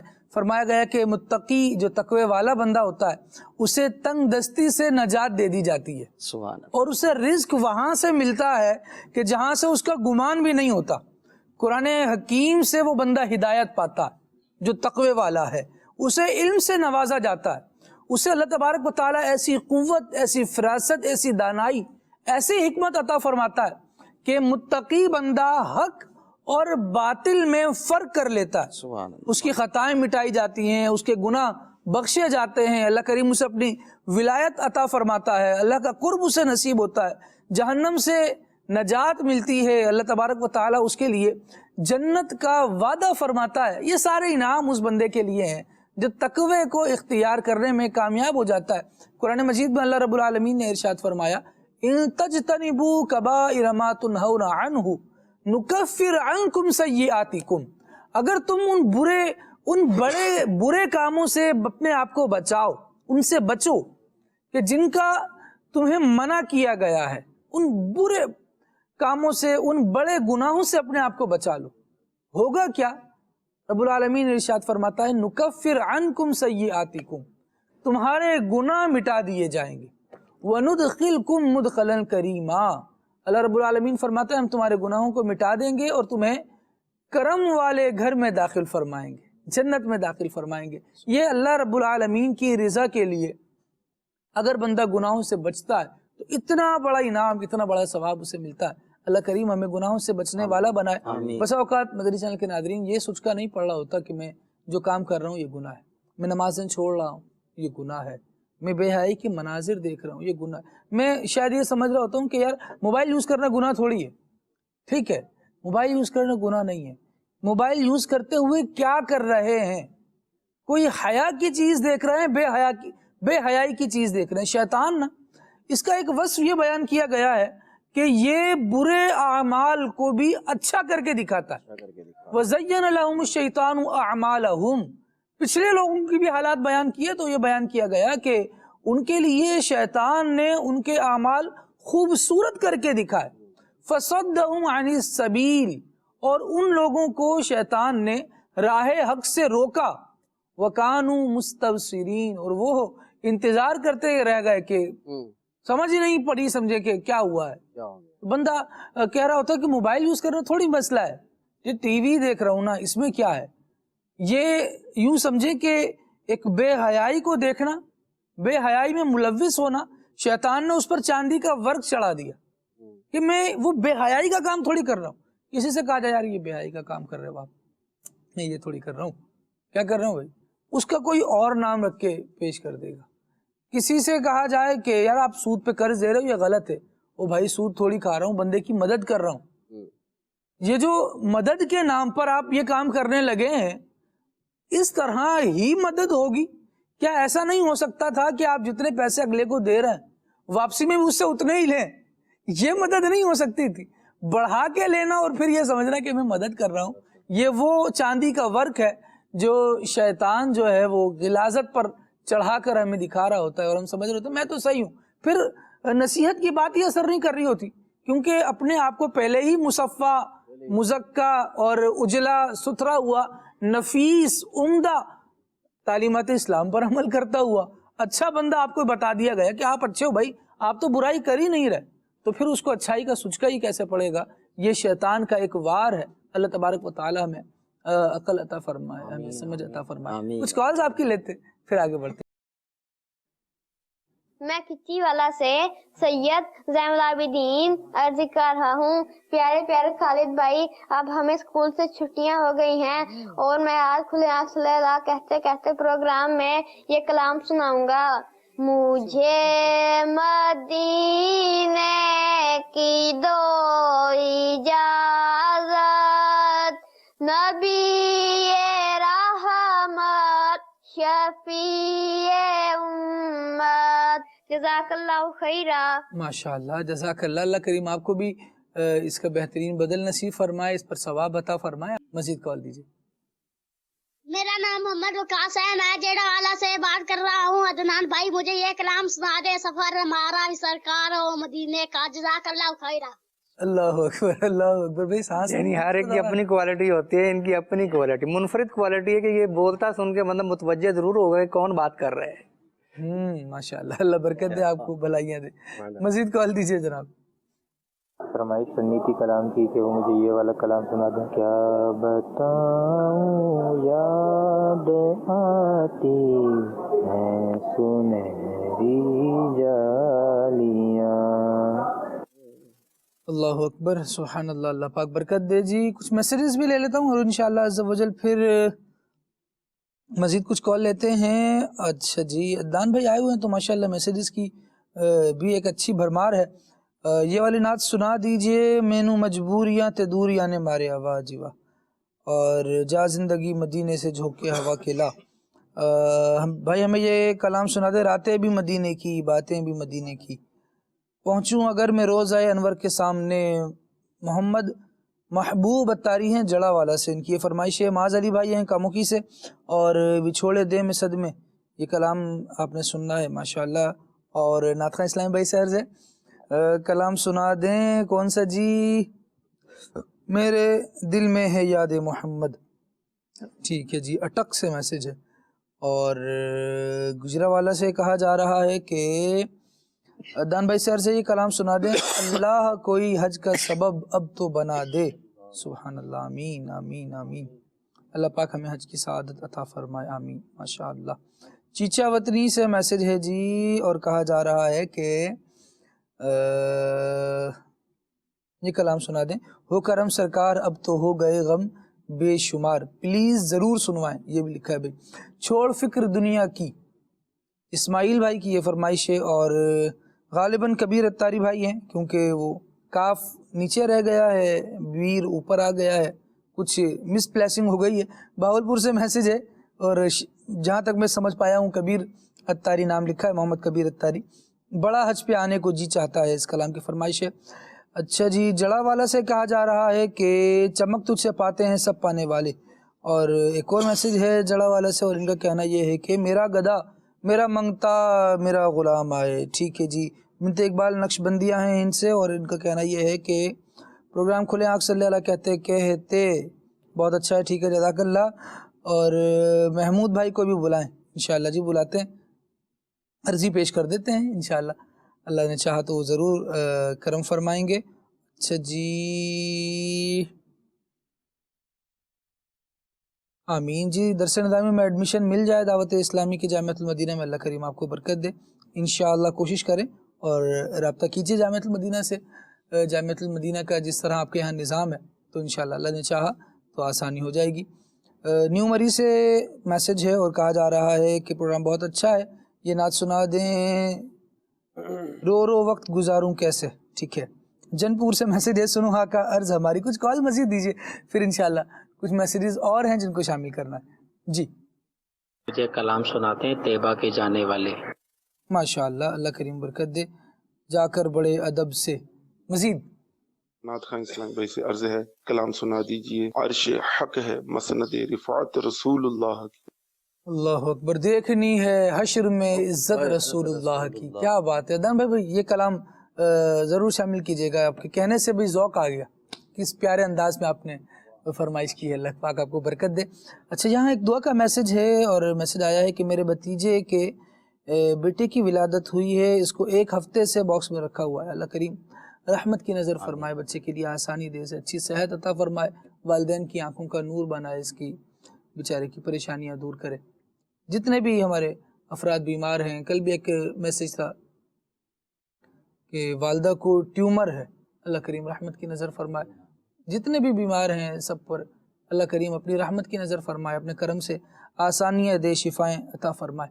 اللہ رب العالمین مسبب الاسباب ہے، اور ایسا کرم فرمانے والا ہے، اس کی بارگاہ سے بندہ امید بلکہ ایک یقین سی کیفیت رکھے کہ اللہ تبارک و تعالیٰ ضرور کرم فرمائے گا. ہوتا ایسا ہے کہ اس سب اللہ تبارک و تعالیٰ جس کے لیے چاہے پینے کے پانی میں شفا رکھ دے، بالکل چلنے والی ہواؤں میں شفا رکھ دے، کسی کی نگاہ میں شفا رکھ دیتا ہے اللہ تبارک و تعالیٰ. کہ اس کی نگاہ بندے پر پڑتی ہے، اللہ تبارک و تعالیٰ شفا عطا فرما دیتا ہے. وہ مسبب الاسباب ہے. وہ کیسے سبب بناتا ہے، بندہ سمجھتا ہے کہ شاید نہ اس کا علاج یہی ہے، ایک ہی علاج ہے. بس اوقات ڈاکٹرز کتنے مریض ایسے آپ کو سننے کو ملے ہوں گے کہ کہا جاتا ہے بھائی اس مرض کا علاج نہیں ہے، یہ علاج ہمارے پاس نہیں ہوگا، یہاں سے لے جاؤ. لیکن پھر اللہ کریم شفا عطا فرما دیتا ہے. یہی وہ عقیدہ ہے جس کو حضرت ابراہیم علیہ السلام نے اپنی قوم کے سامنے بیان فرمایا. اللہ نے مجھے پیدا فرمایا ہے، وہی مجھے ہدایت عطا فرما رہا ہے، وہی مجھے کھلاتا ہے، وہی مجھے پلاتا ہے. جب میں بیمار ہوتا ہوں تو وہی مجھے شفا دیتا ہے. یہ تو ایک ظاہر کی باتیں ہیں نا، لیکن عقائد کے باب میں آپ دیکھیے کہ بندہ کہاں جاتا ہے، اور کیسا زبردست عقیدہ یہ رکھنا چاہیے مسلمان کو. اور یہ عقیدہ ہوتا ہے مسلمانوں کا کیا، والذی یمیتنی ثم یحیین، میرا رب تو وہ ہے میں مر بھی جاؤں گا تو پھر مجھے زندہ کر دے گا. یہ اس کا کرم ہے. اور جب بندہ اس طرح اپنے رب کی معرفت حاصل کرتا ہے، یہ اللہ تبارک و تعالیٰ کے نبی، اللہ کے خلیل ابراہیم علیہ السلام نے اپنی قوم کو اللہ تبارک و تعالیٰ کی پہچان کروائی تھی. یہ اللہ کے اوصاف ابراہیم علیہ السلام نے اپنی قوم کے سامنے بیان کیے تھے کہ قوم دیکھے تو صحیح کہ جس رب پر ایمان لانے کا ابراہیم کہہ رہے ہیں، اس رب کی شان و عظمت کتنی بڑی ہے. وہ آپ نے ابھی وہ جی آپ کر لیں وہ بات پوری. آپ ارشاد. تو جو آپ بتا رہے تھے کہ سبب بن جاتا ہے، تو اعلیٰ حضرت رحمۃ اللہ تعالیٰ نے بڑا پیارا ایک واقعہ بیان کیا کہ بنگال کا ایک رئیس تھا، وہ چاول شوق سے کھائے جاتے ہیں، تو وہ چاول کھائے تو وہ چاول کہیں دماغ کی طرف چڑھ گیا نا ایک دانہ. اب ظاہر تکلیف ہو، بڑا علاج کروایا، کچھ سمجھ نہیں پڑی کہ یہ اب وہ نکلے وہاں سے تو سکون میں آئے، تو سکون میں آئے. تو کافی عرصہ گزر گیا. फिर उसको सफ़र मक्का व मदीना की तौफीक मिली। अब जैसे ही हरम शरीफ में पहुंचा ना, उसको छींक आई।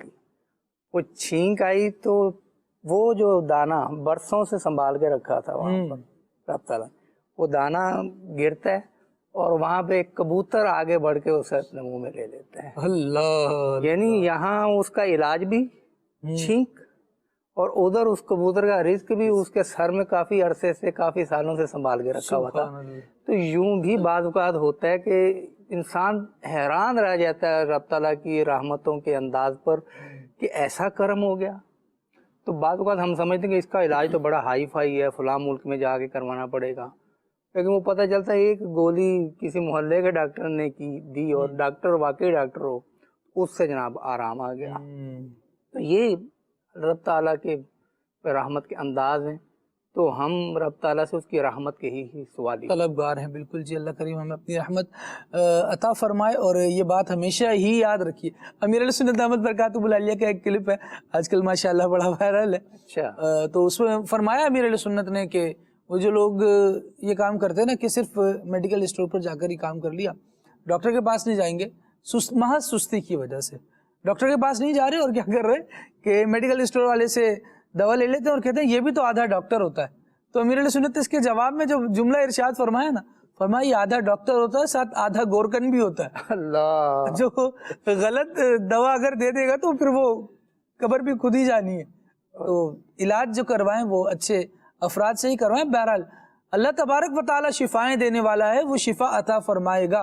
लेकिन बंदा जो असबाब इख्तियार करता है ना, तो वो दुरुस्त असबाब इख्तियार करेगा तो इंशाअल्लाह उसकी खेती हरी रहेगी। बल्कि इसके आम की गुठली बोकर और वो उम्मीद रखे कि यहाँ मुझे खजूर का बाग मिलेगा, तो ये बेवकूफ़ी कहलाएगी। तो वही ना, मेडिकल स्टोर से जाके दवाई ले लेते हैं। उसमें आजकल एक सबब और भी सामने आ रहा है कि यार महंगाई बहुत है, अब डॉक्टर के पास जाएंगे तो उसको फीस देनी पड़ेगी, तो फीस दे के वो दवाई लिखेगा, तो वो कहते हैं हम मेडिकल स्टोर वाले से जाके मर्ज बताते हैं तो उससे दवाई ले लेते हैं। लेकिन वो जो अमीर सुनने वाला जुमला है ना, वो याद रखें कि डॉक्टर ने बाकायदा इल्म हासिल किया, वो प्रैक्टिस करता है, आपको देखेगा मर्ज़ को, उसके मुताबिक इलाज तजवीज़ करेगा, वो जाके आपने खानी।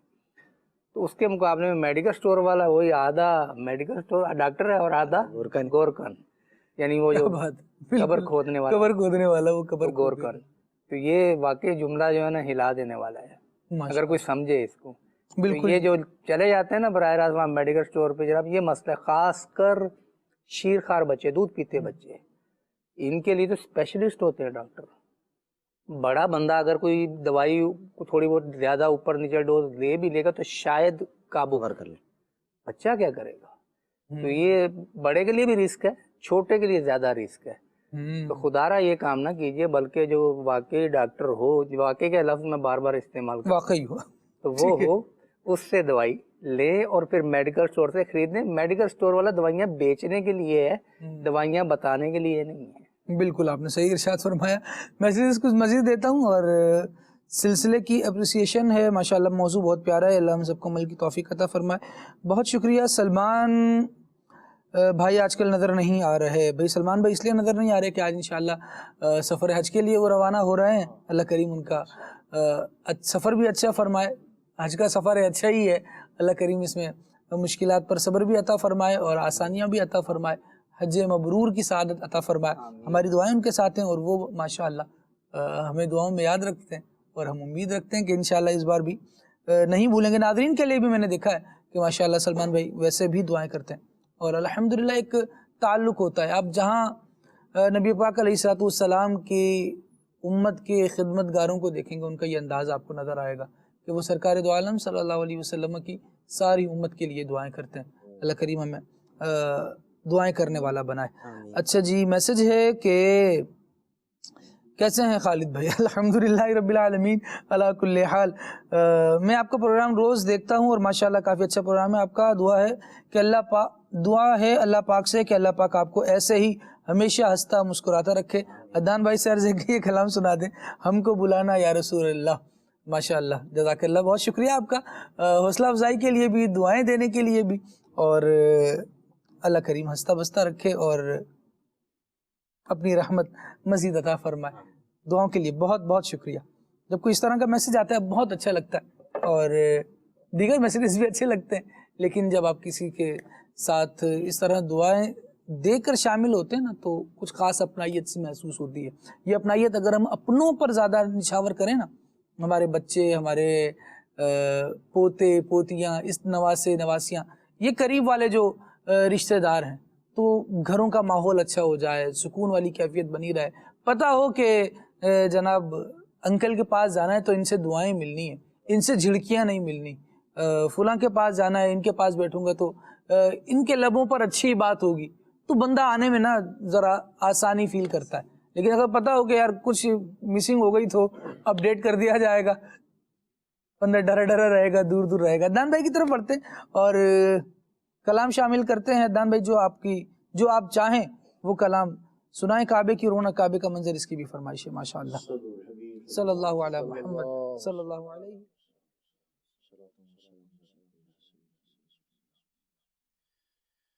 ہو کرم سرکار اب تو ہو گئے غم بے شمار، ہو کرم سرکار اب تو ہو گئے غم بے شمار.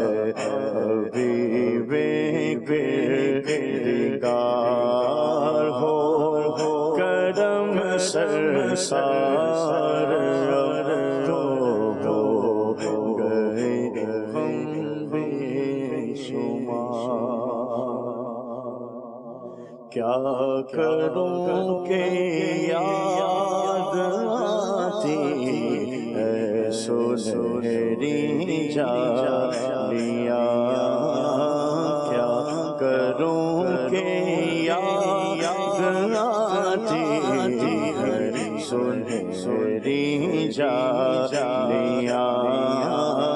دل میں ایک ہلچل مچاتی ہے سنہری جالیاں. دل میں ایک ہلچل مچاتی ہے سنہری جالیاں.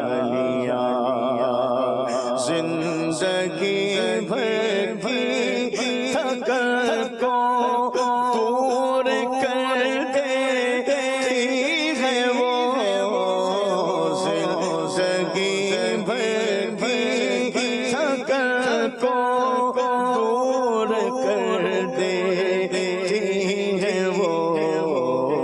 پیار سے جب مسکراتی ہے سنہری جالیاں، کیا کروں کہ یاد آتی ہے سنہری جالیاں.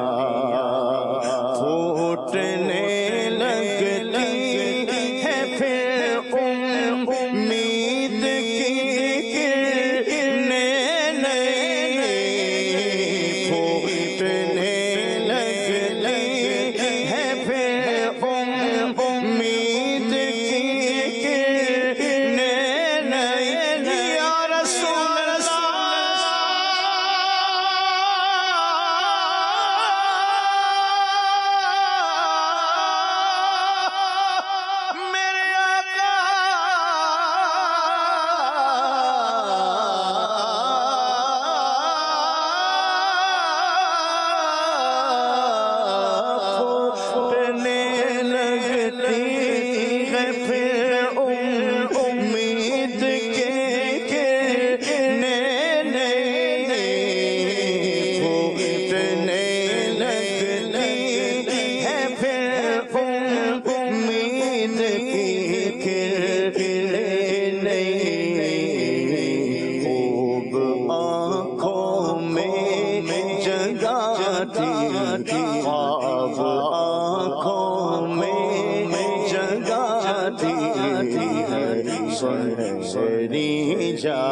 लिया क्या करूं कि याद आती सुनहरी जालिया दिल में एक हलचल मचाती सुनहरी जालिया मेरा गदा मेरा मंगता मेरा गुलाम खुदा करे अब तैबा से ये प्याम मेरा गदा मेरा मंगता मेरा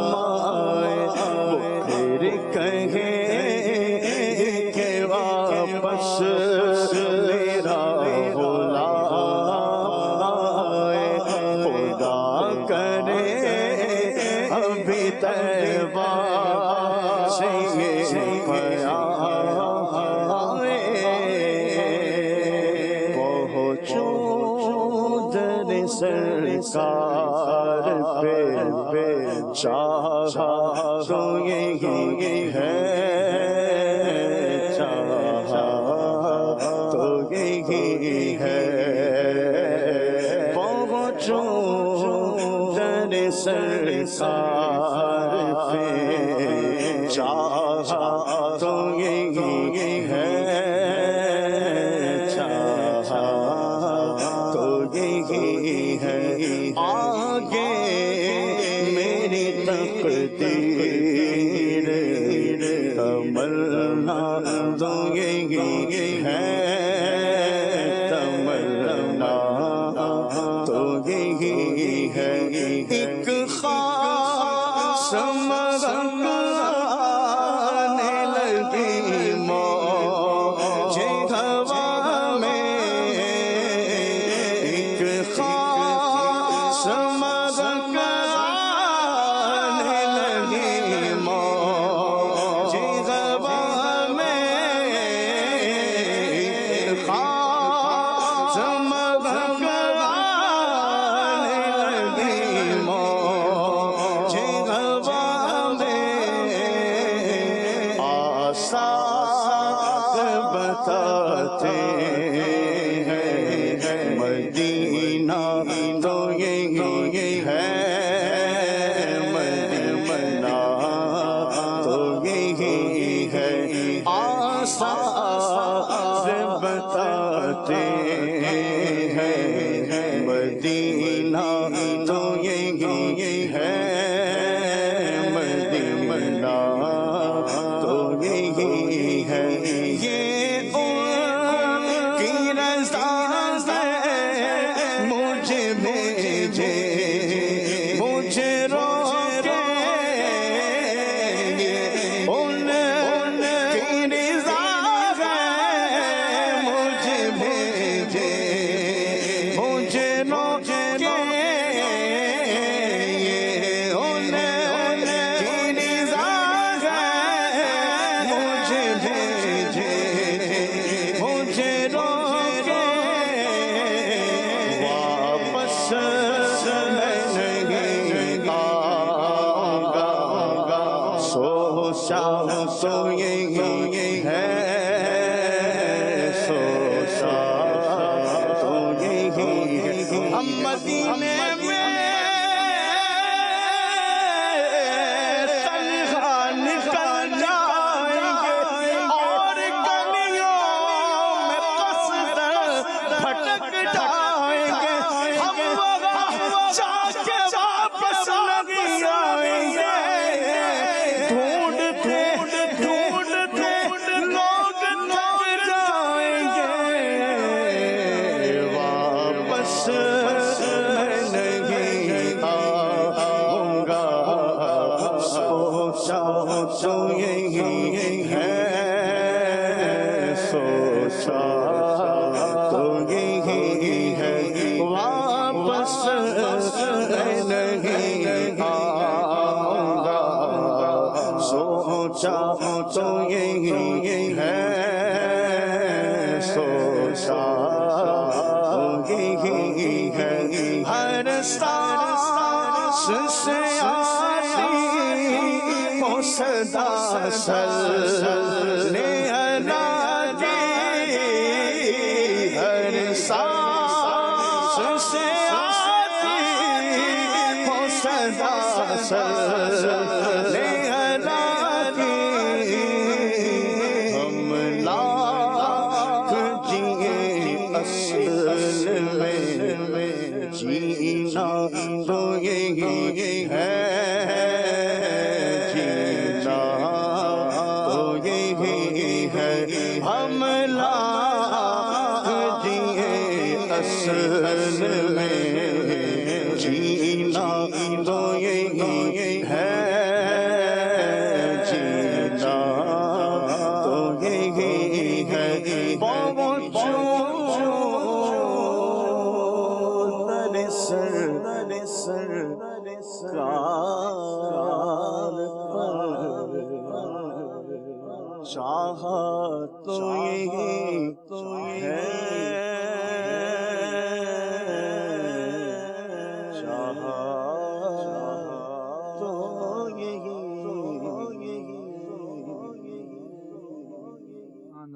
سبحان اللہ سبحان اللہ. کہا گیا کہ مر کے جیتے ہیں جو ان کے در پہ جاتے ہیں حسن، جی کے مرتے ہیں جو آتے ہیں مدینہ چھوڑ کر. اللہ رب العالمین ہمیں بار بار میٹھے مدینے کی با ادب با ذوق حاضری عطا فرمائے. کسی شاعر نے کہا کہ یہاں رہ کے جینا ہے مرنے سے بدتر، وہاں جا کے مرنا ہے جینے سے بہتر، اور میسر جو ہو ان کے قدموں میں رہ کر وہی زندگی اصل میں زندگی ہے. وہ قسمت کا دھنی ہے، امیر علیہ سنت فرماتے ہیں، وہ قسمت کا دھنی ہے جو گیا دم بھر مدینے میں. ایک سانس وہاں مل جائے، زیست کا زندگی کا حاصل ہے یہ. اللہ کریم ہمیں بار بار میٹھے مدینے کی بادب بذوق حاضری نصیب فرمائے. ابھی دوبارہ ٹاپک کی طرف آتے ہیں. سلسلے کا موضوع ہمارے چل رہا تھا تقوی، اس کی اہمیت، اس کے فضائل، اس کے فوائد پر الحمدللہ گفتگو جاری تھی.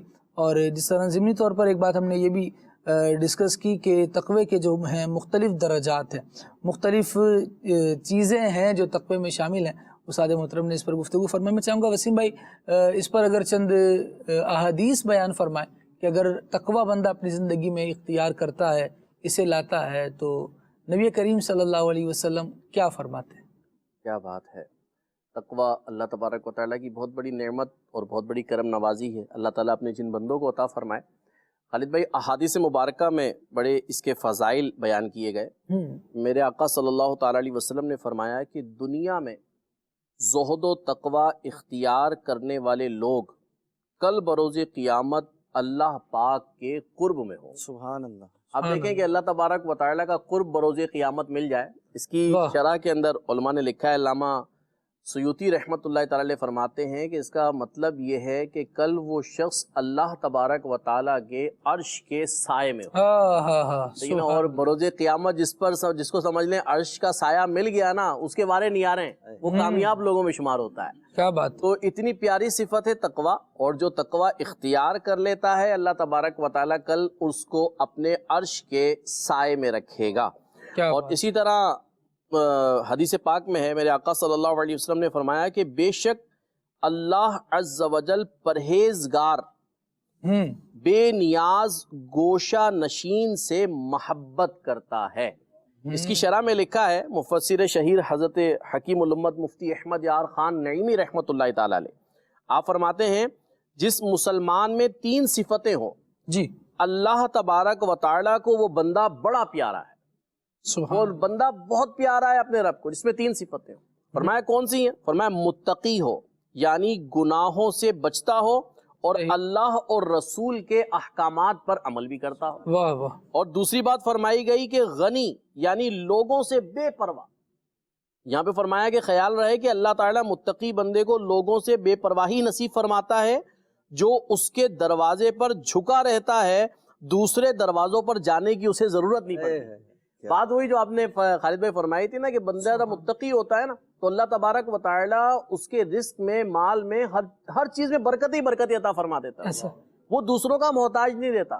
کیوں؟ اللہ تبارک و تعالیٰ نے اس بندے کو غنا عطا فرما دیا. وہ اس کو کسی کی پرواہ ہی نہیں ہے. اب پرواہ ان سے مراد یہ نہیں کہ وہ بے پرواہ ہے، مطلب یہ کہ اب اسے کسی کی حاجت نہیں ہے، اب اسے کسی کی ضرورت نہیں ہے. وہ لوگوں کے سامنے نہیں جھکے گا، کیونکہ اس نے اپنے آپ کو اپنے رب کے احکامات کے سامنے اپنے رب کی فرما برداری کرتے ہوئے جھکا دیا. جب جھکا دیا تو اب سمجھ لیں نتیجہ یہ ہے کہ ساری دنیا اس کے سامنے جھکے گی، یہ دنیا کے سامنے نہیں جھکے گا. کیا کمال کی بات ہے. اور آگے فرمایا کہ اللہ تبارک و تعالیٰ تیسری جو صفت ہے فرمایا خفی. یہاں پہ فرمایا کہ نقطے والا خواہ ہے، اس سے بامانہ لوگوں میں چھپا ہوا، یعنی وہ لوگوں میں اپنی شہرت نہیں پا چاہتا، ہر نیکی چھپ کر کرتا ہے، خود بھی گمنام رہنے کی کوشش کرتا ہے اور اسی میں عافیت اور آرام چاہتا ہے. فرمایا کہ جب بندے کے اندر 3 صفتیں آ جائیں نا، لوگوں سے چھپ کر نیکیاں کر رہا ہو، اللہ تبارک و تعالیٰ پر اس کو مکمل اعتماد، متوکل بندہ ہو، تقوی اختیار کر لے، فرمایا کہ اللہ تبارک و تعالیٰ ایسے بندے سے محبت فرماتا ہے. تو یہاں بڑی پیاری بات ہے یہ کہ ہم جو نیکی کریں، بعض اوقات یہ مرض لگ جاتا ہے نا کہ لوگوں کو بھی پتہ چلے. لوگوں کو کیوں پتہ چلے بھائی؟ میں تو اپنے رب کی رضا کے لیے نیکی کر رہا ہوں. میرا رب ہر چیز کو جانتا ہے. وہ رب جانے، بس وہ رب جانتا ہے میری نیکی کو اپنی بارگاہ میں قبول فرما لے، یہ اس کی کرم نوازی ہے. تو پیارے آقا صلی اللہ علیہ وسلم کے اس فرمان میں یہ چیز بڑی سمجھنے کو ملی. کہ متقی آدمی جو ہے اس سے اللہ تبارک و تعالی محبت فرماتا ہے. تو اب میں تقوی اختیاری اس لیے کروں کہ میرا رب مجھ سے محبت فرمائے گا, میں اللہ تبارک و تعالیٰ کی محبوب بندوں میں میرا شمار ہونے لگے گا, اللہ تبارک و تعالیٰ کا قرب حاصل کرنے والے بندوں میں میرا شمار ہونے لگے گا. میں اس نیت سے تقوی کو اختیار کروں, اللہ تبارک و تعالیٰ انشاءاللہ بہت کرم نوازی فرمائے. انشاءاللہ. استاد صاحب کیا فرمائیں گے کہ آج کل کوئی ایک آسان ٹول بتا دیں کہ جیسے تقوی مل جائے, کیونکہ دنیا تو آسانی چاہتی ہے, ون کلک ایجنڈا کوئی ایسا ہے ہمارے پاس کہ یہ کر لیں تو تقوی مل جائے گا؟ ون کلک بھی مانگتے ہیں اور شارٹ کٹ بھی مانگتے ہیں. بالکل. تو اس میں جب کوئی چیز رکاوٹ بنتی ہے نا, ایک شخص ہے مکان بنانا چاہتا ہے جی, اب مکان بنانے کے لیے ظاہر زمین خریدنی پڑے گی, یا بنا بنایا مکان خریدے گا تو اسے پتہ چلے گا کہ یار اتنے کا ہے, وہ اپنے آپ کو دیکھتا ہے تو کہتا ہے میں تو نہیں خرید سکتا, تو وہ آپ کو شارٹ کٹ نہیں مانگتا, وہ کہتا ہے کہ اچھا اتنے کا تو میں اسٹرگل کرتا ہوں. تو جب چیز کی اہمیت آ جاتی نا ذہن میں تو اس کے لیے اسٹرگل کرتا ہے. تو وہ جب یہ دیکھتا ہے کہ یار مجھے فلاں سواری چاہیے, بھئی یہ تو اتنے لاکھ کی ہے, یار میں تو نہیں کر سکتا, تو رکتا نہیں ہے, اسٹرگل کرتا ہے. تو بہت ساری چیزیں ایسی ہیں کہ جہاں پر ہم شارٹ کٹ مانگتے ہیں, اور بہت ساری چیزیں ایسی ہیں جہاں پہ ہم اسٹرگل مانگتے ہیں, خود اسٹرگل پہ لگ جاتے ہیں. تو تقوی اس میں یہ ہے کہ کچھ مراحل ہیں, وہ اگر ہم اپنا لیں گے نا تو منزل آسان ہو جائے گی. سب سے پہلی بات تو یہ ہے کہ ہم علم حاصل کریں کہ کس چیز سے ہم نے بچنا ہے. اگر ہمیں یہی پتہ نہیں ہوگا کہ کس چیز سے ہم نے بچنا ہے, اور آپ کو گرمی دانے جناب جسم پہ نکلے ہوئے ہیں, اور اس کے بعد آپ گرم چیزیں کھائیں اور پھر آپ کہیں گے یار یہ تو دانے بڑھتے جا رہے ہیں گرمی دانے, تو بھائی آپ جو کھا رہے ہو اس کا اثر تو یہی ہوگا نا, یہ بڑھیں گے. پہلے اگر تھوڑے نارمل تھے تو پھر لال ہونا شروع ہو جائیں گے. صحیح. تو علم ہونا چاہیے کہ کون سی چیز آپ کو نقصان, تو آپ کو یہ پتہ ہونا چاہیے کہ موٹر سائیکل میں پیٹرول ڈلتا ہے, ڈیزل نہیں ڈلتا. تو یہ جاننا بہت ضروری ہے بہت ساری چیزوں میں. تو ہم جب علم دین کی باری آتی ہے نا تو لوگ بعض اوقات بدکتے ہیں اور بعض اوقات کہتے ہیں یار یہ بڑا مشکل ہے. اس سے کہیں زیادہ مشکل ہم کام کر رہے ہوتے ہیں. وہ شخص جس کو انگلش میں انسٹرکشن پڑھنا نہیں آتی, وہ کہیں بھی کوئی دفتر وغیرہ میں جائے نا تو وہ انسٹرکشن لگی ہوں گی 6-7 کہ آپ نے یہ کرنا ہے, وہ دیکھے گا کہ مجھے تو سمجھ نہیں آ رہی یار. اگر خلاف ورزی کر بیٹھے تو کہتے ہیں یار میں تو چٹا ان پڑھ ہوں, مجھے تو نہیں پتا لگا کیا لکھا ہوا ہے. لیکن یہ سفید ان پڑھ, چٹا ان پڑھ پنجابی کا, اس کو سفید ان پڑھ یعنی مکمل ان پڑھ جو اپنے آپ کو کہہ رہے ہیں. یہ جب موبائل پکڑتا ہے تو موبائل کے جو فنکشن جیسے اسپیڈ کے ساتھ یہ چلاتا ہے, جس طرح اس کو پتہ ہوتا ہے کہ یہاں سے کدھر نکلنا ہے, بہت سارے پڑھے لکھوں کو بھی پتہ نہیں چلتا کیونکہ دلچسپی نہیں ہے.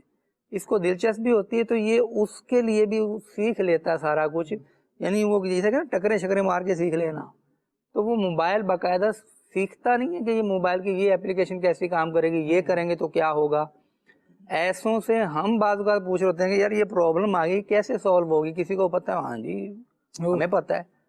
ہم دیکھتے نہ یہ انجینئر, نہ اس کے باپ دادا میں سے کوئی انجینئر گزرا, الیکٹریکل انجینئر, صحیح, اور نہ یہ اتنا پڑھا لکھا تھا, یہ کیسے کر دیتا ہے؟ وہ پتہ چلا کر ہی لیتا ہے. تو نیت بنی ہو نا سیکھنے کی تو بندہ سیکھ لیتا ہے. تو جب دنیاوی چیزیں ہم اتنی ساری سیکھ رہے ہیں تو یہ جو علم دین ہے اس کو بھی سیکھنے کی طرف آنا ہوگا. اور اس میں بھی سٹیجز ہیں. سب سے پہلے تو وہ چیزیں کہ جن کا کرنا آپ پر فرض یا واجب ہے اور جن سے بچنا فرض یا واجب ہے, یہ آپ لے کے چلیں. اس کے بعد آپ آگے بڑھتے چلے جائیں تو آپ کو یہ, اور سب سے پہلے جو فرسٹ آف آل ہے وہ عقائد ہے, قائد اسلام ہے, وہ سیکھنے ہوں گے. تو علم سیکھیں. پھر یہ کہ علم سیکھنے میں یعنی استقامت کے لیے, اس کے لیے آپ کو ایک صحبت درکار ہوگی. آپ اگر کاروباری کے درمیان بیٹھیں گے نا, کاروباری دوست ہوں گے آپ کو, تو آپ کو روزانہ کوئی نہ کوئی کاروبار کی اپڈیٹ ملتی رہے گی کہ یار یہ کاروبار آج کل چل رہا ہے, یار یہ کاروبار آج کل ڈاؤن ہے, تو آپ کو اپڈیٹ ملنا شروع ہو جائیں گی. اور اگر آپ بیٹھے کھلاڑیوں کے ساتھ ہیں تو وہ آپ کو بتائیں گے کہ فلاں کھیل کے اندر یہ جناب پروگریس آئی ہے, فلاں کھیل کا آج ورلڈ کپ ہو رہا ہے, فلاں کھیل کا جناب آج اب فلاں کا پور ہے تو فلاں کھیل میں آج یہ آگے جا رہا ہے، یہ ریٹنگ ہے، وہ ہے، تو وہ معلومات ملنا شروع ہوئی. اور اگر آپ عمل اور علم دونوں کا جذبہ رکھنے والے لوگوں میں بیٹھیں گے نا تو پھر آپ کی باتیں بھی نماز کے مسائل پر ہوں گی. سر ویسے لوگ کہاں ہیں؟ ملتے ہی نہیں ہیں. پہلے ہوتے تھے، غاروں میں چلے گئے. یہ آپ کا ایک الزامی سوال ضرور ہو سکتا ہے، لیکن دنیا اتنی تیز ہو چکی کہ ہم تو یہ دعویٰ کرتے ہیں کہ آپ شخص بتائیں اور اس کا نمبر بتائیں، اس کے بارے میں ٹوٹل اپڈیٹ ہم آپ کو یہاں بیٹھے نکال دیتے ہیں. بعضوں کا رشتے کا معاملہ ہوتا ہے نا، تو پہلے کیا ہوتا تھا کہ جناب لڑکے کے بارے میں ہم انویسٹیگیٹ کر رہے ہیں، پوچھ پریچھ کر رہے ہیں، تو چیکنگ شیکنگ کر رہے ہیں، تو جناب ٹائم لگے گا اس میں. تو جناب کتنا ٹائم لگے گا؟ تو دیکھو جی اب کب ہوتا ہے. وہ لڑکے کے محلے والوں سے جا کے ملتے تھے، دوستوں سے ملتے تھے، ادھر ادھر سے پوچھتے تھے جناب یہ کیسے لوگ ہیں، یہ ہے وہ ہے. اب تو ٹوٹل ایسی علامات اس کے جو social media plate form use کرتا ہوگا وہ تعارف کروا رہا ہوتا ہے اس پہ اپنا کہ میں یہ ہوں. وہ یہ نہیں کہتا کہ میرا تعارف یہ ہے، بلکہ وہ حرکتیں ایسی کر رہا ہوتا ہے تو پتہ چل جاتا ہے کہ یہ ہے. اور اگر اس کے جو پیج ہے جو بھی اس کا سوشل میڈیا کا، اس کے اوپر اگر دینی معلومات کے کلپس ہیں، اگر اس کے ویلاگ ایسے اس کے اندر ہیں کہ جو دینی معلومات دے رہے ہیں، یا بلاگز ایسے ہیں شارٹ کہ وہ دینی معلومات دے رہے ہیں، پھر وہ اپنے ساتھ اٹھنے بیٹھنے والا جو اس کے ہیں وہ جو شیئر کر رہا ہے چیزیں، اس سے پتہ چل جائے گا کہ اس کا سافٹ ویئر کیسا ہے. تو یہ پتہ چل جاتا ہے. تو فاسٹ ہو چکی دنیا. اس فاسٹ دنیا میں ایک جو یعنی کہ جب سے نمایاں صحبت ہے نا، وہ ہے الحمدللہ دعوت اسلامی کے مبلغین کی. اور دعوت اسلامی کے مبلغین آج پہاڑوں سے اتر کے نیچے نہیں آئے.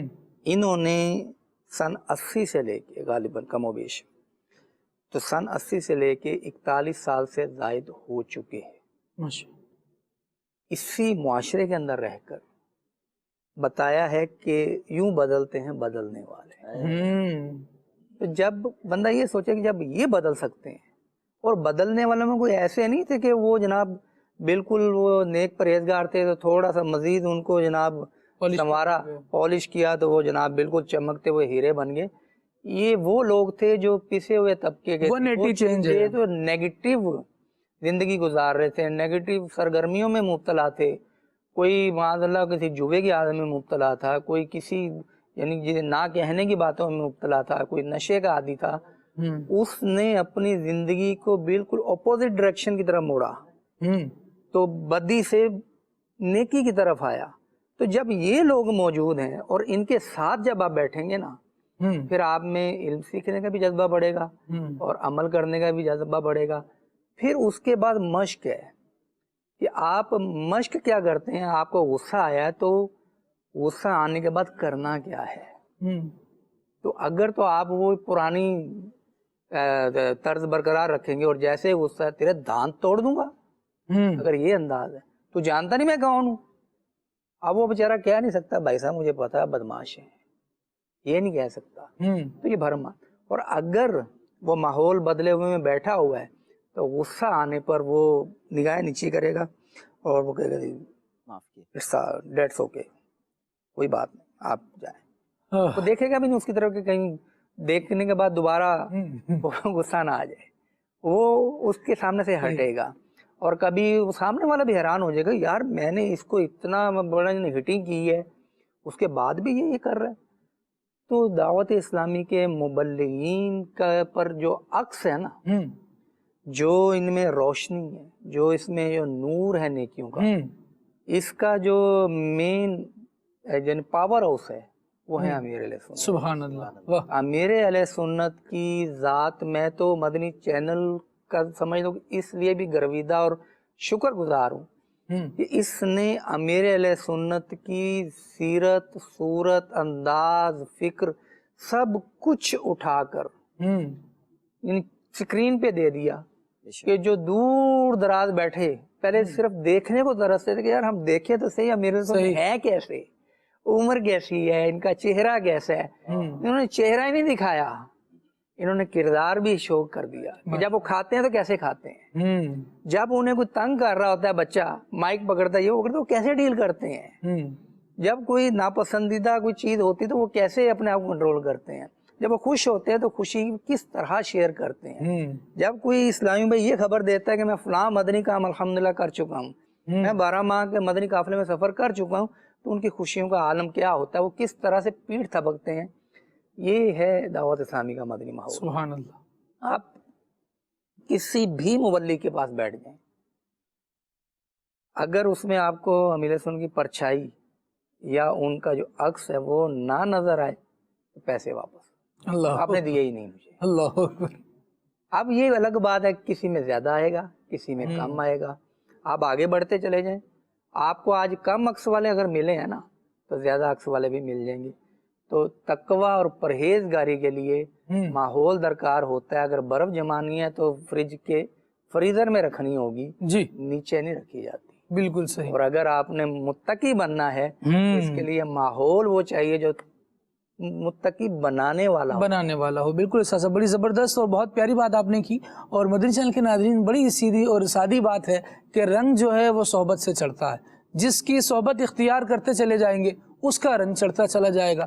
اگر تقوی چاہیے تو پھر متقین کی صحبت اختیار کرنی ہوگی. اگر توکل چاہیے تو متوکلین کی صحبت اختیار کرنی ہوگی. اگر نیکوکار بننا ہے تو پھر محسنین کی، بھلائی کرنے والوں کی صحبت اختیار کرنی ہوگی. ان کی سیرت کو، ان کے کردار کے بارے میں پڑھنا ہوگا. الحمدللہ دعوت اسلامی کے دینی ماحول میں یہ بڑا زبردست چیز ہے کہ ایک آئیڈیل ہیں ہمارے بزرگان دین.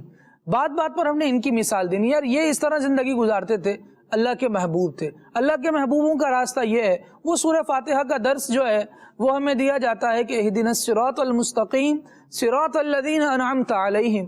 اب انعمت علیہم میں کون افراد شامل ہیں؟ یقیناً وہ اہل اللہ ہیں، وہ اللہ والے ہیں. اب ان کی باتیں ہوں گی، ان کے پیچھے لگایا جائے گا.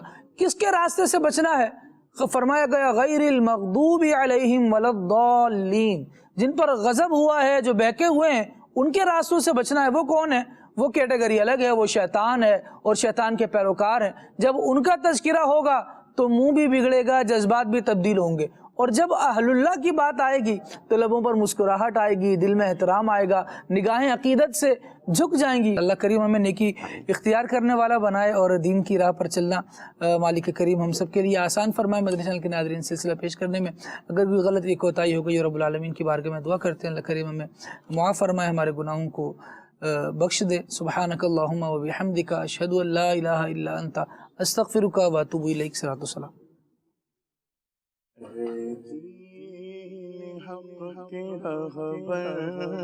تم پر سلام ہردم میرے شفیع محشر، تم پر سلام ہردم میرے شفیع محشر، تم پر سلام ہردم. دنیا آخرت میں جب میں رہوں سلامت، دنیا آخرت میں جب میں رہوں سلامت.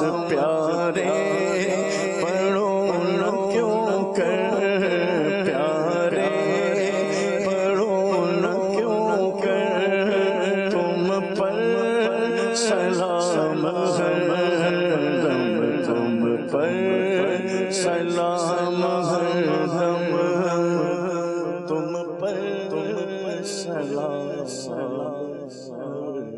نیا دن ہے صبح پھر آئی ہے دیکھو، لبوں پر ذکر خدا ذکر آقا، کھلے آنکھ صلی علی کہتے کہتے